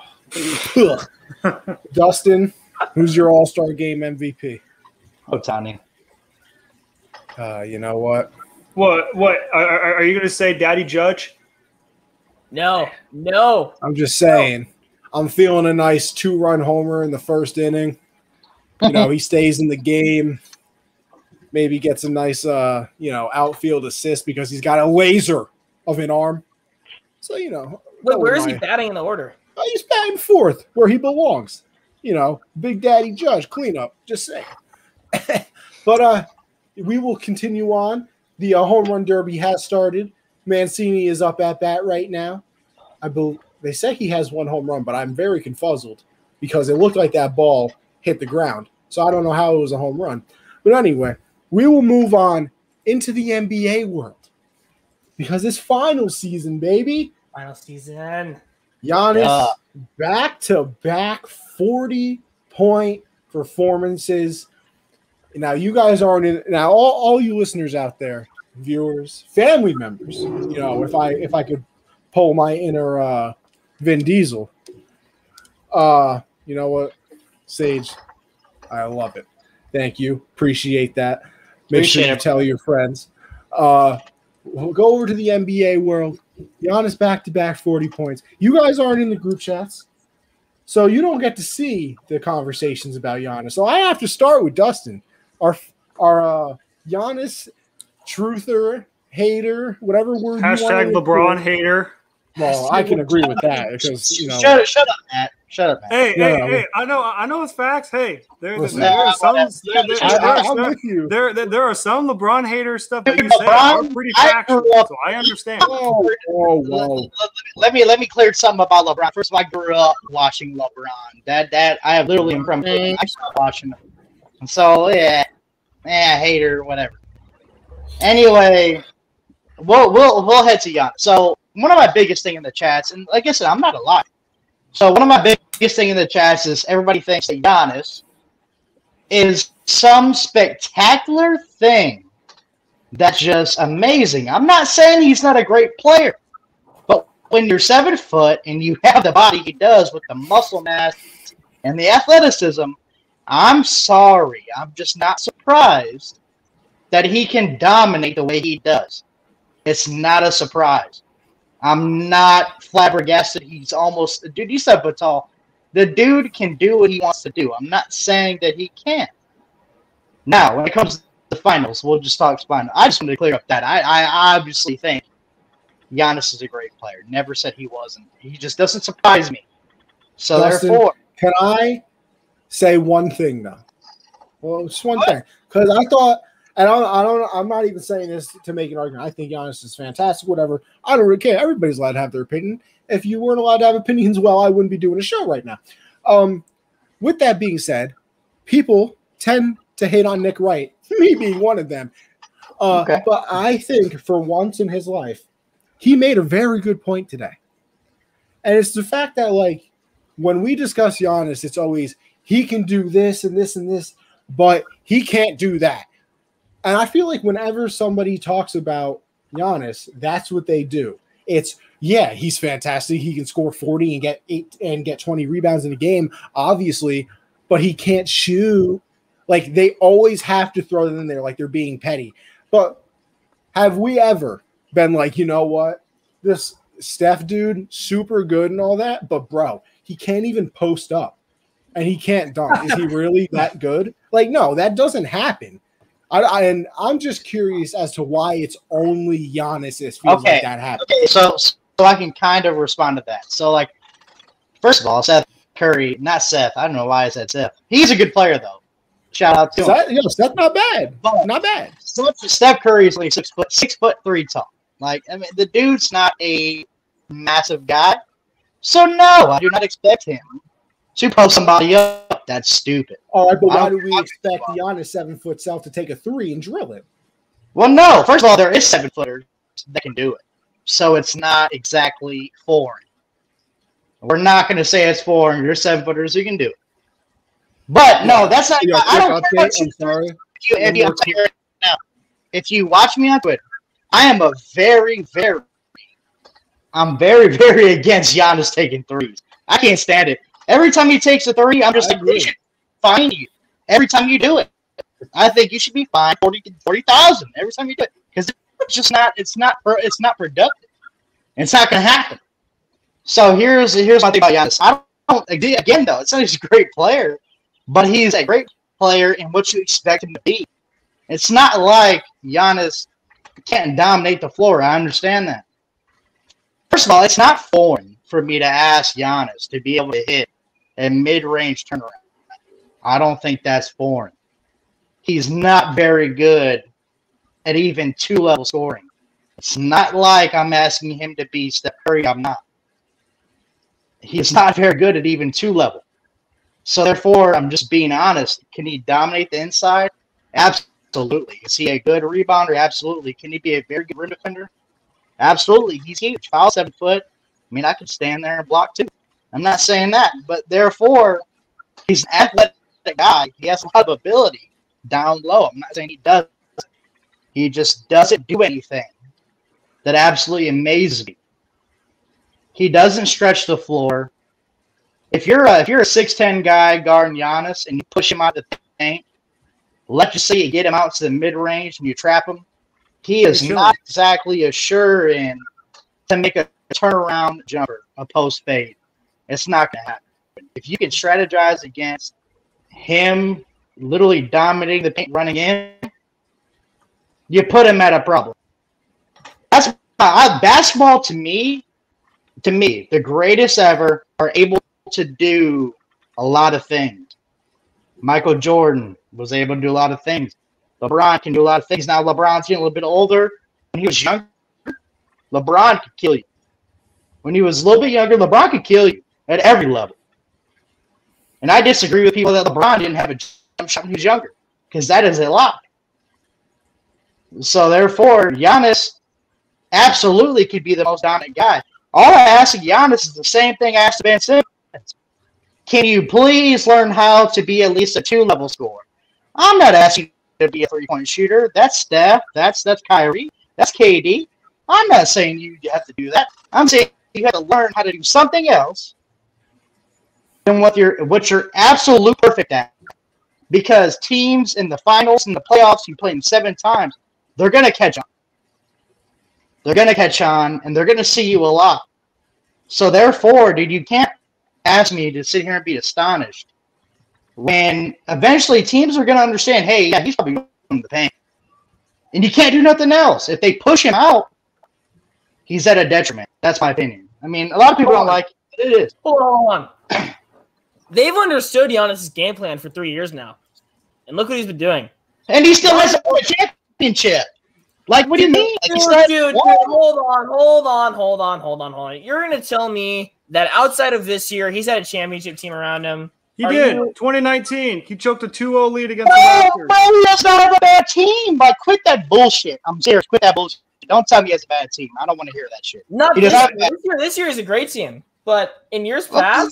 it's a great team because he's in the finals. That's the whole shit about it. It wasn't a great team when he wasn't. That's what I'm saying. Well, they didn't have Drew Holiday before. Yeah, his championship. Hold on, Dustin. Eric Bledsoe is an infamous playoff choker. He takes teams out of games. Like, so is Giannis with his free throw shooting. Motherfucker can't make 60%, dude. Okay, so you're gonna tell me that the 40 points and 10 rebounds on league defensive MVP defense is gonna take you out of games versus Eric Bledsoe being an offensive catastrophe and he can't guard anybody. So here's what I will say, John. His championship window started in 2019 when they made it to the conference finals. He's had 3 years to win a championship, and so far he's failed in those 3 years. He was up 2-0 against the Raptors, clear opportunity to make it to the finals, and he failed. All Nick Nurse literally did was tell Kawhi, hey, guard Giannis. And what happens? Giannis choked. They went on and won the Giannis phone. also choked against the Miami Heat, where all they literally did was tell him, don't drive to the basket, lock him up. And he got embarrassed in 5 games. I have a counter argument to that response. You know what the difference between 2019, 2020, those 2 years, and 2021 is? Mike Budenholzer's coaching. Mike Budenholzer in 2019, 2020 was literally the worst playoff coach in the NBA. Mike Budenholzer should be lucky that Harden and Kyrie were hurt against Brooklyn, or else he would have been embarrassed in 5 games. Mike Budenholzer is lucky. Mike Budenholzer is lucky. He's a bad coach, but he at least started changing his game plan this year. He started adjusting. Literally in 2020, the Heat's game plan was take advantage of the Bucks' defense, where they really emphasized protecting the paint and not getting out to the three-point line. The Heat just took advantage of that all day. Mike Budenholzer didn't change the system. He was just like, you guys are going to keep on doing the exact same thing. We're going to keep letting them shoot threes. That's all you can do. That's all you can do. What the hell else? I mean, what else are you going to do, man? Like, Giannis can't stretch the floor. What else can Budenholzer do? I'm just talking about. I'm talking about Mike Budenholzer's coaching aspects. I haven't gotten into why Giannis is a great player yet. Giannis is. It doesn't matter that he can't shoot. It would be super nice if he could. Let me get it started. I mean, if he was a good shooter, he'd be by far the best player in the NBA. Yeah, and if he can make free throws too. That's he made 6 in a good shooter. I'm just asking to be a mid-range shooter. I'm not asking to be a good shooter. Yeah, no, a mid-range. He needs a jump shot. It's not up for debate. Same thing with Ben Simmons, but Ben Simmons is a different entity. Point is, though, is that I don't personally think when I'm watching. I've been watching Bucks games since 2017. You know, my uncle's from Greece. He's a very big Bucks fan, so I've been watching them actively a lot. And it almost doesn't matter that Giannis can't shoot because and keep in mind, it's not just unrelated skill. That guy has worked on his body like no one's business. Did you see him when he entered the NBA? Like, Christ, he looks like compared to now, like he looked like the anorexic version of KD. Like it was not okay. And then he built his body up through pure work for 5 years, and now he's here in a position where he can absolutely dominate. Keep in mind, he was like an above-average Greek League player, and now he's dominating. KD is the same build, and he's the best player on the planet. Well, KD had a lot more skill coming in the NBA. Giannis didn't. Giannis worked hard. You know, KD is just a 3-level scorer and is a monster. I mean, that is what it is. KD is a more skilled offensive player. I'll give you that. But the comparison I was trying to make is that Giannis didn't just like luck into everything. He worked for a lot of it. Now, keep in mind, yes, he is anybody else. Huh? Neither did anybody else, man. Like, you don't go to the NBA and become a superstar or an MVP off of luck. You worked into that shit. Yeah, but I'm saying like when people try and say like I don't know, it's not that impressive or like it's really guardable. Like I'm just saying like he worked for all of it and then it's still not guardable, even though he has a very limited offensive skill set. That's the argument. Like, he worked for it for sure. Good to him. He still can't do anything but the one-dimensional thing he can do. And to be a Batman on a team, you might want to be able to at least be a 2-level scorer. I'm just saying, if you hit a mid-range shot, man. I'm not asking to hit some three. That's stupid. Yeah. No, I get you. That makes sense. I'm just saying, like, from the perspective of him not being that good, I just had to disagree with that one. That's mine. Listen, all I'm saying is his approach has gotten him back-to-back MVPs. So, I mean, it can't be hurting the team too much. MVP, but no rings. I don't care if he's also you're only a ring person then. Hey, all I gotta say is let's hope Giannis isn't like what Anthony said about Lamar and reach his peak with just the MVPs. Hey, Lamar could still win a nice little chip if maybe he, decides had to reach his peak. Well, hey, not everybody can be a god like me. I'm just saying. I switched sports. Self-like. Quick little update. Mancini with 24 home runs in the first round. Olsen is currently at 17. He's got a minute left because he earned the nice little time bonus. So it could come down to the wire here. But, I did call Mancini. Mancini, listen, John, he put on a show in that first round. He put on a show. Not bad at all. That's pretty good. You know, my statement is, I kind of can't believe I'm saying this live because, again, recent years that LeBron has been a little bit weird. If you in LeBron's prime gave him Chris Middleton, Drew Holiday, and that Bucks team, he would at least have a chance. He would have won championships with the Cavs. Okay, but here's my thing. He might be the second or best player of all time. But that's what we're putting him on that pedestal. He's a 2-time MVP. I don't know where to judge him. Whoa. I don't know who we is. I'm putting him in. What I'm saying, though. Like, he's a 2-time MVP. There's expectations. Like, what standard? No. There's expectations for sure. But I also think it's. Didn't he also win Defensive Player of the Year as well? My man Olsen's coming back right now. He's got 20 home runs, 25 seconds left, 21 home runs. Oh, this is going to come down. He also has the added 30-second bonus? He's in the bonus right now. He's got 22. Oh, here we go, baby. Oh, no. You can't be grounding out like that, pal. 13 seconds left. Oh, we just hit another one, I think. Oh, no, he didn't. He lost. Oh, no, wait, maybe not. He might have just saved it. Oh, this has to be a home run or else he lost. And it went foul. A tough life. Trey Mancini with the upset. Yeah. 24-23. Trey Mancini wins the first round. He's moving on to face the winner of, I believe that's the Ohtani Soto bracket? Yeah. Okay. All right, so I feel like we got a little, we got on Giannis. Let's get to the actual NBA Finals. What did you guys predict? Yeah, let's get into it. I will be giving home run derby updates throughout the show because I am watching it, and I love it. What chance you guys giving the Bucks to win this series? It's 2-1 now. Obviously, we saw the games in Phoenix didn't go their way. Obviously, they lost both of those games. Holiday and Middleton didn't even know what basketball was. Giannis put up 40 in the second game, gave it his all, couldn't get it done. They win the game in Milwaukee, where everybody is seen played very well. Even though PJ Tucker is now in a coffin somewhere. But with he's not just in a coffin, he's in a coma. No, he's dead. No, because he's dead. He's not. If he was in a coma, he'd still be alive. He's in a coffin. Matt, what percent chance, maybe on a nice little 0 to 100, shout out to Drake, percent chance do you give the Bucks to win this series? I am 70%. I said Bucks in 6 from the start. The Bucks in 6 trend is still alive. I feel like they got a good win in Game 3. I loved what I saw out of their side pieces. I even said before the final started, I said the Bucks side pieces, bro. Or what? You got side pieces too, like the Bucks, or what? Oh, I wish I did, but no. Oh, it's okay. I wish I did. No, I wish I did, but hey, who knows? Who knows? Maybe no. I wish I did, but no, I do not. So, I said from the start, the Chris Middleton and Drew Holiday had to step up in this finals if the Bucks had a chance to win. They did not step up in games 1 and 2. It was horrible. Drew Holiday had 10 points in game 1, and he failed to show up in game 2. Chris Middleton failed to show up in games 1 and 2. And I said when game 3 started, if Chris Middleton and Drew Holiday don't show up, this series is over. Well, they finally showed up in game 3. And now it's 2-1. And now for game 4, this is also, in a way, also for the Bucks, a must win because you can't afford to go down 3-1. Only one team has came back from down 3-1, and that was when King James was at his utter peak. This ain't King James in his utter peak. This is the Milwaukee Bucks with Giannis, who takes more than 10 seconds to shoot a free throw and doesn't have a jump shot. This is way different. If they go down 3-1, this series is a wrap. So we're talking Wednesday night.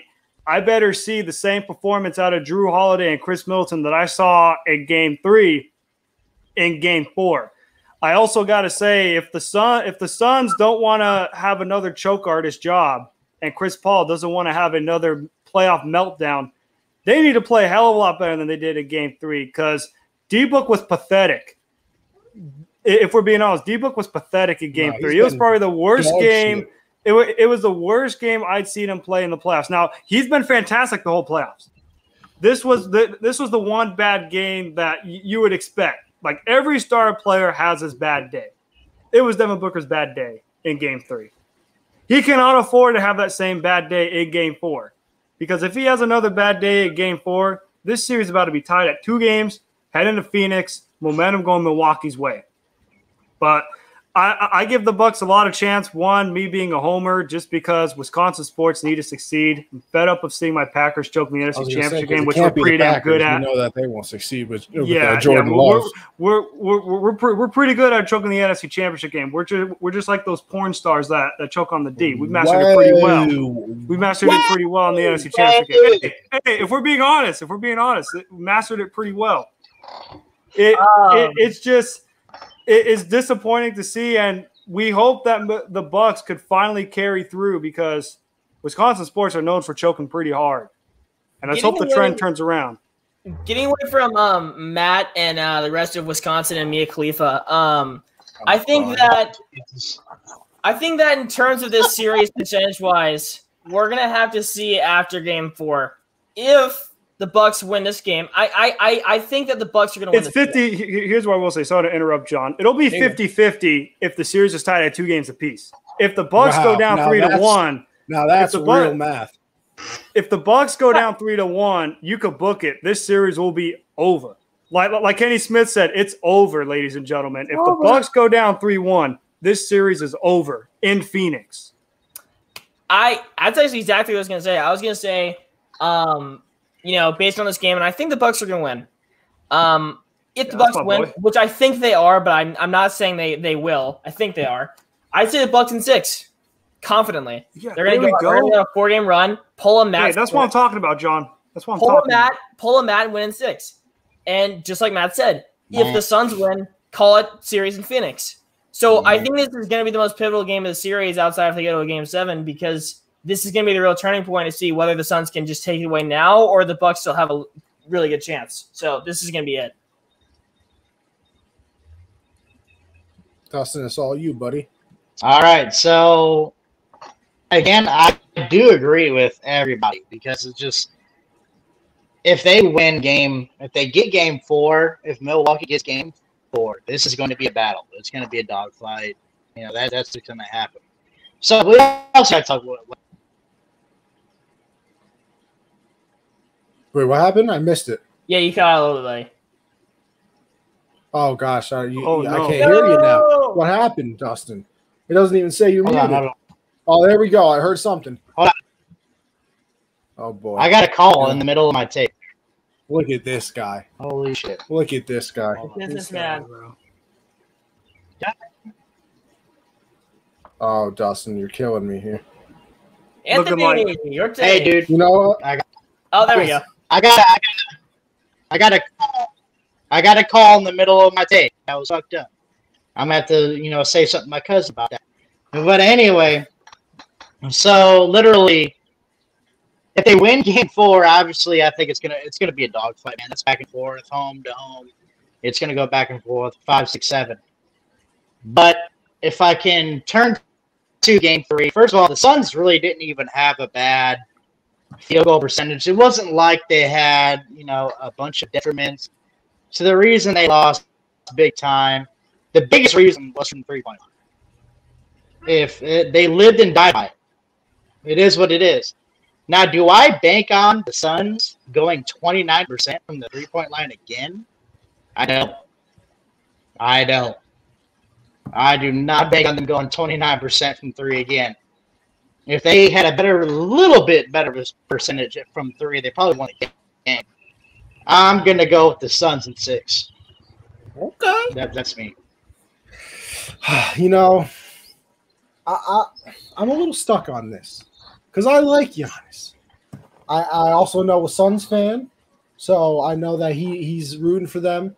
And, well, listen, I'm a Thunder fan, so I don't really care what technically happens.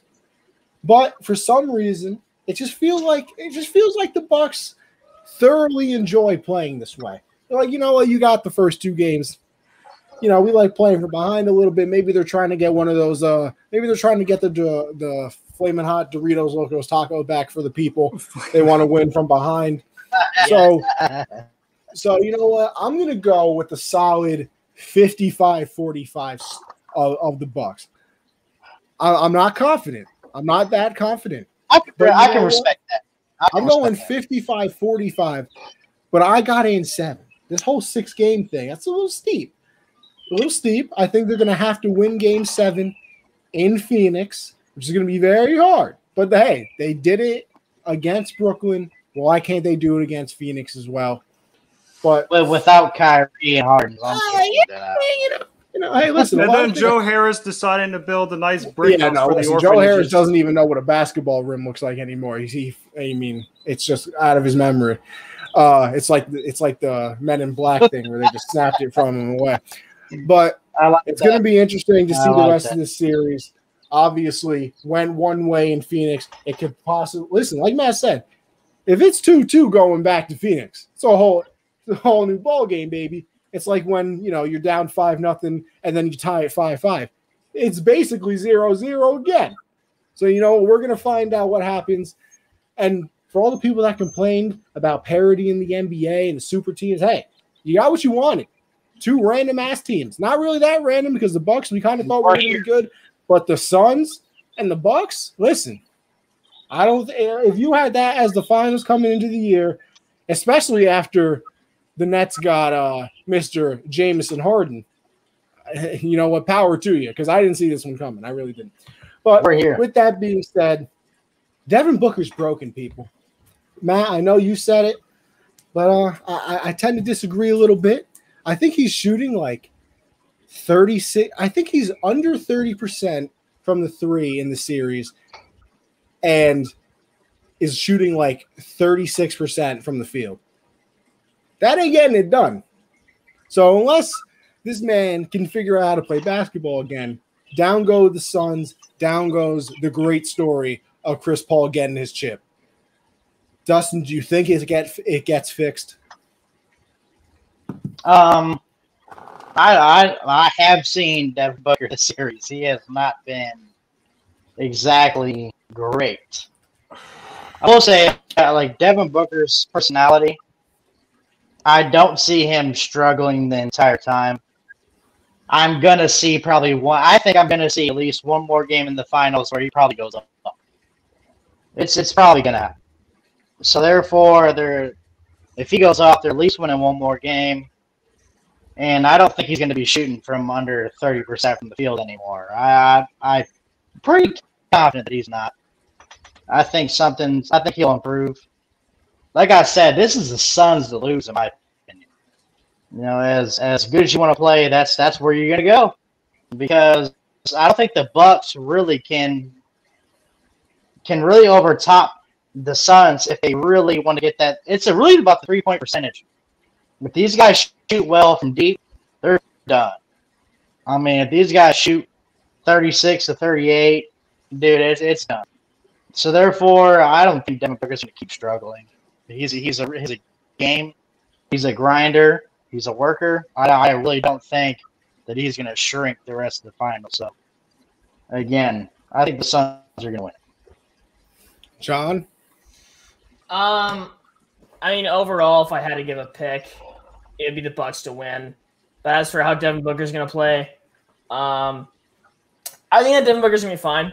I never saw Devin Booker as the type of guy who would go out there and carry you to a ship. I think Devin Booker's a guy who's going to give you a pretty efficient 25. Maybe he has a bad game. Maybe it's a good game that goes over the 30 or under 20. But I think it's just going to rely on how well the rest of the Suns play. We've seen this kind of theme from the Suns. It's like they're a very cohesive unit. And it's part due to Chris Paul, running the show over there. But when they're all having a good game, they're the best team in the NBA. And I think it's really just more reliant. It's not like it's not like we have a Kobe situation. It's like if Kobe has a good game, they win. If he has a bad game, they lose. It's more like if the team in itself has a good game, they win. And if the team has a bad game in itself and they lose, but there's no particular guy that they're relying on. So I think it's just more of that aspect. But the Bucks, at this rate, it's becoming if Giannis has a good game or not, they win or lose. And at this rate, they seem like they're going to keep on winning unless their team just completely falls apart besides him. Like they did.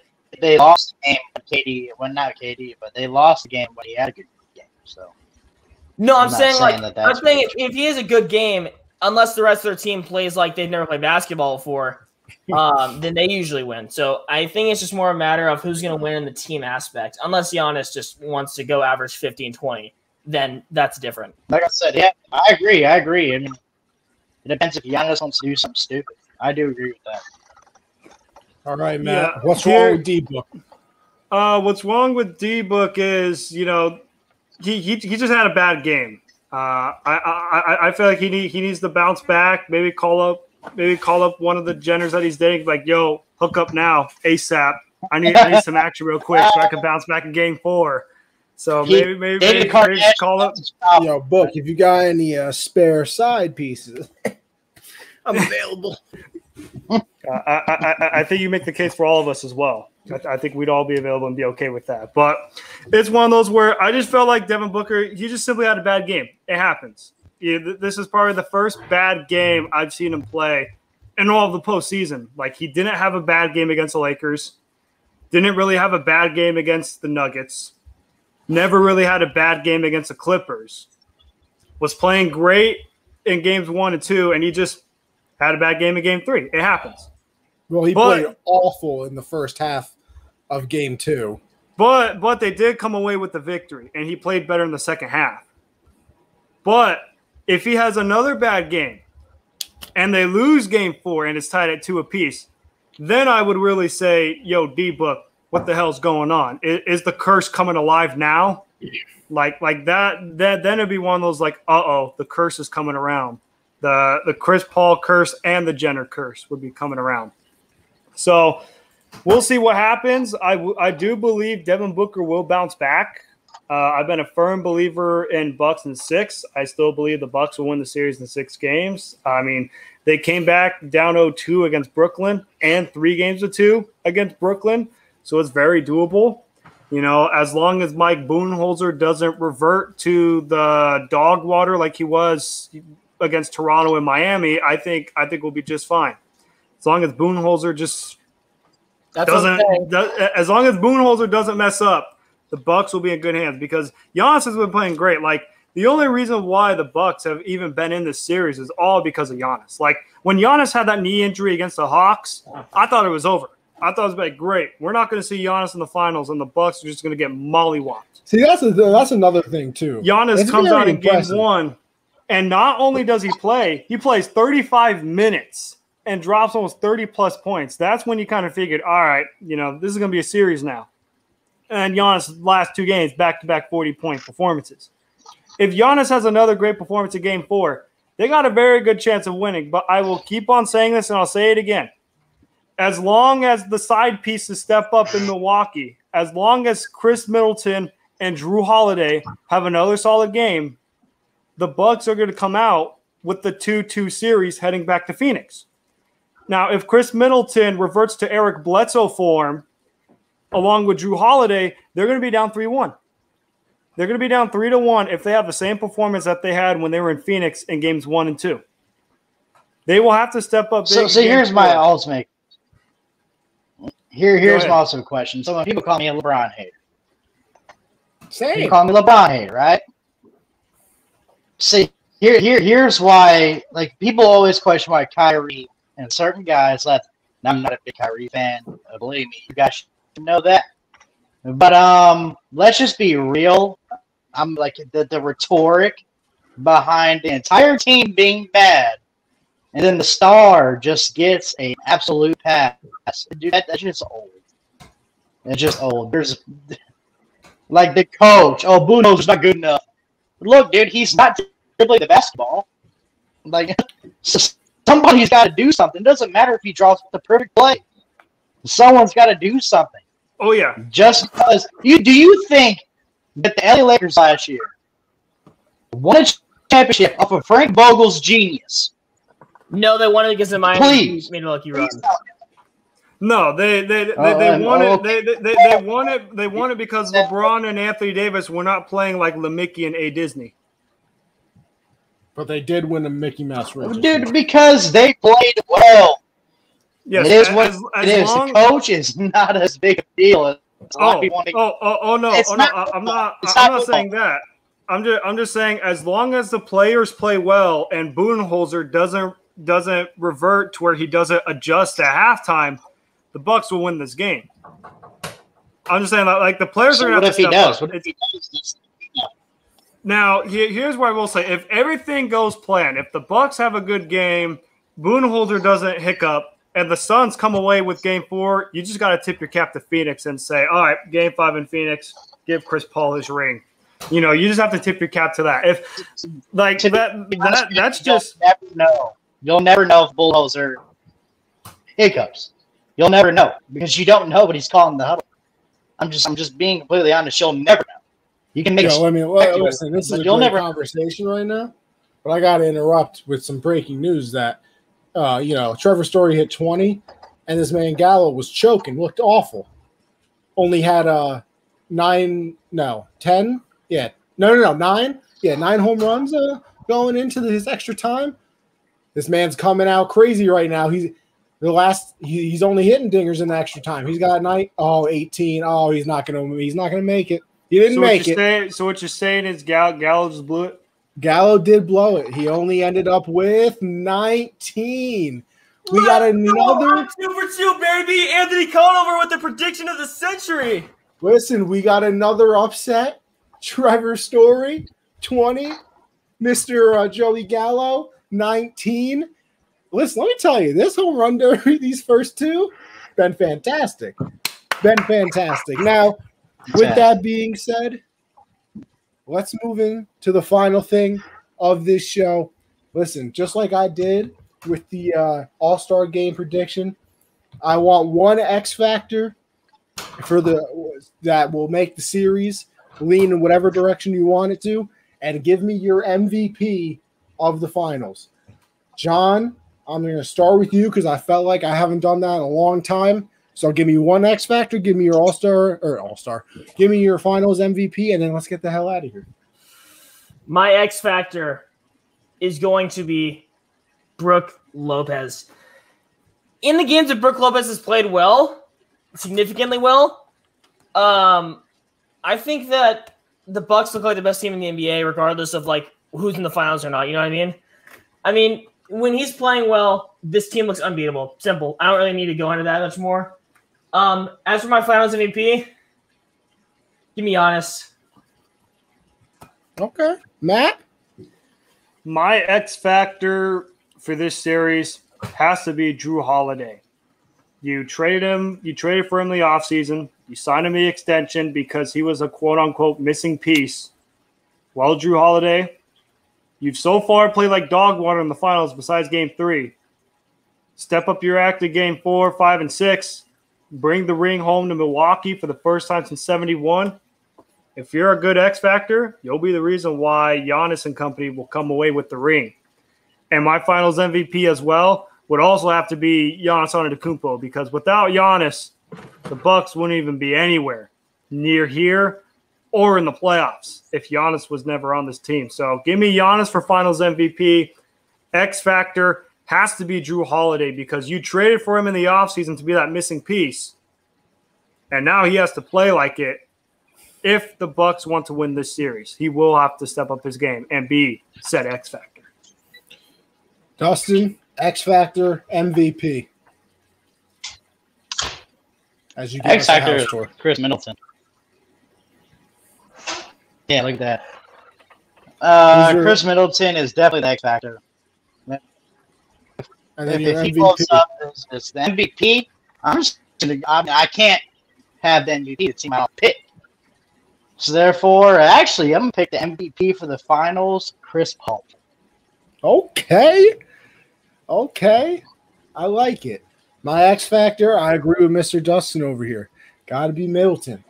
If he plays up to what he can do, the Bucks will probably win the series because Giannis is going to do what Giannis does. And then obviously if the Bucks win the series, there is no other MVP than Mr. Giannis Antetokounmpo. But with that being said, thank you boys for joining me. A nice hour 55-minute show. I appreciate it. Covered a lot of things. My first show back from vacation where, let me tell you, your boy finally broke 100 on the golf course. Round of applause for me, please. Thank you. Not only did I break it, not only did I break 100 once, but I broke it twice. And my last trip out to golf, I shot exactly 100. So, your boy's getting there. Road to under 90 is next. I can finally hit a driver. My short game is fantastic, let me tell you. But with that being said, let me go through everybody. Give your shout outs, Dustin. You go ahead first. We'll go John next, then Matt, and I'll finish it out. All right, guys. It's definitely a pleasure to be on the show. I love talking to these guys. Been on here a few times. Again, shout out to Gen Z Sports. Great show. Great time. Shout out to Unwrapped. That's why a lot of us are here. So, therefore, we got a shout out. Again, you can find me at No Censor Sports on Twitter. So, therefore, we got all types of departments, guys. We cover all the sports. I'm a big MMA guy. So, if you're an MMA person here watching, follow me. So, therefore, all the shout outs, and rap, Gen Z, let's get it. All right, go ahead. If you like me, because who doesn't, follow me on Twitter. If you like college basketball, because who doesn't, follow _Creating Madness on Twitter. If you like sports in general, which who doesn't, follow Gen Z Sports on Twitter, along with Unwrapped, because, that's just what Unwrapped does. And if you like the other guys on the show, go give them a follow. I like all of them. You should too. Mandatory. That's all I have to say. Yeah, definitely is mandatory. Twitter handle down below, as you can see, Matt_Skura. Instagram, Matt_Skura20. As always, Anthony, it's a pleasure to be on Generational Sports. This is my second consecutive show. I filled in for Anthony last week when he was out killing it on the golf courses.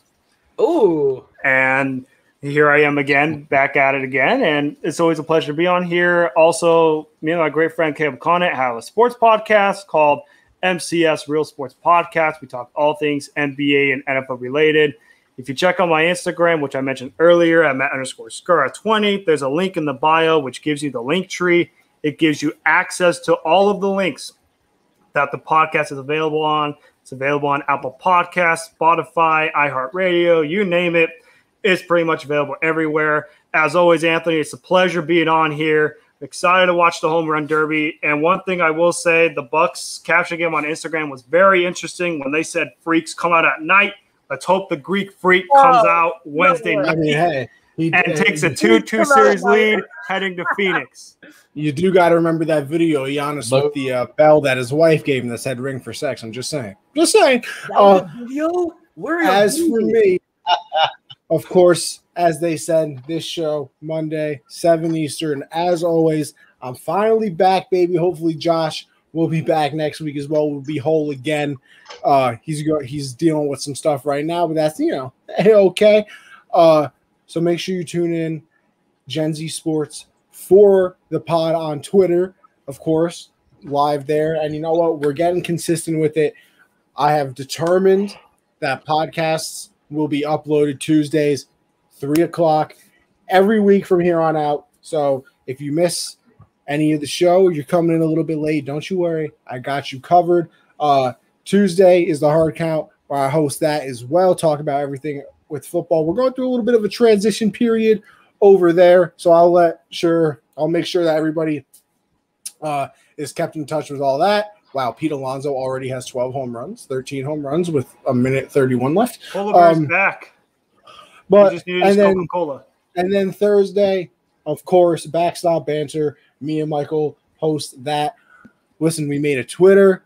We're working. We made a YouTube as well, I believe. I got to get working on the Twitch, so make sure you go follow that everywhere. Backstop Banter, covering everything in the baseball world. We actually have a nice little guest on, a reporter from the Minnesota Twins will be joining us this week on the show. So make sure you go and check that out. Anthony Conover _ on Twitter, Anthony _ Conover on Twitch. And like I said, Gen Z Sports for the pod. I appreciate everybody coming on the show as per usual. See you next week. Peace.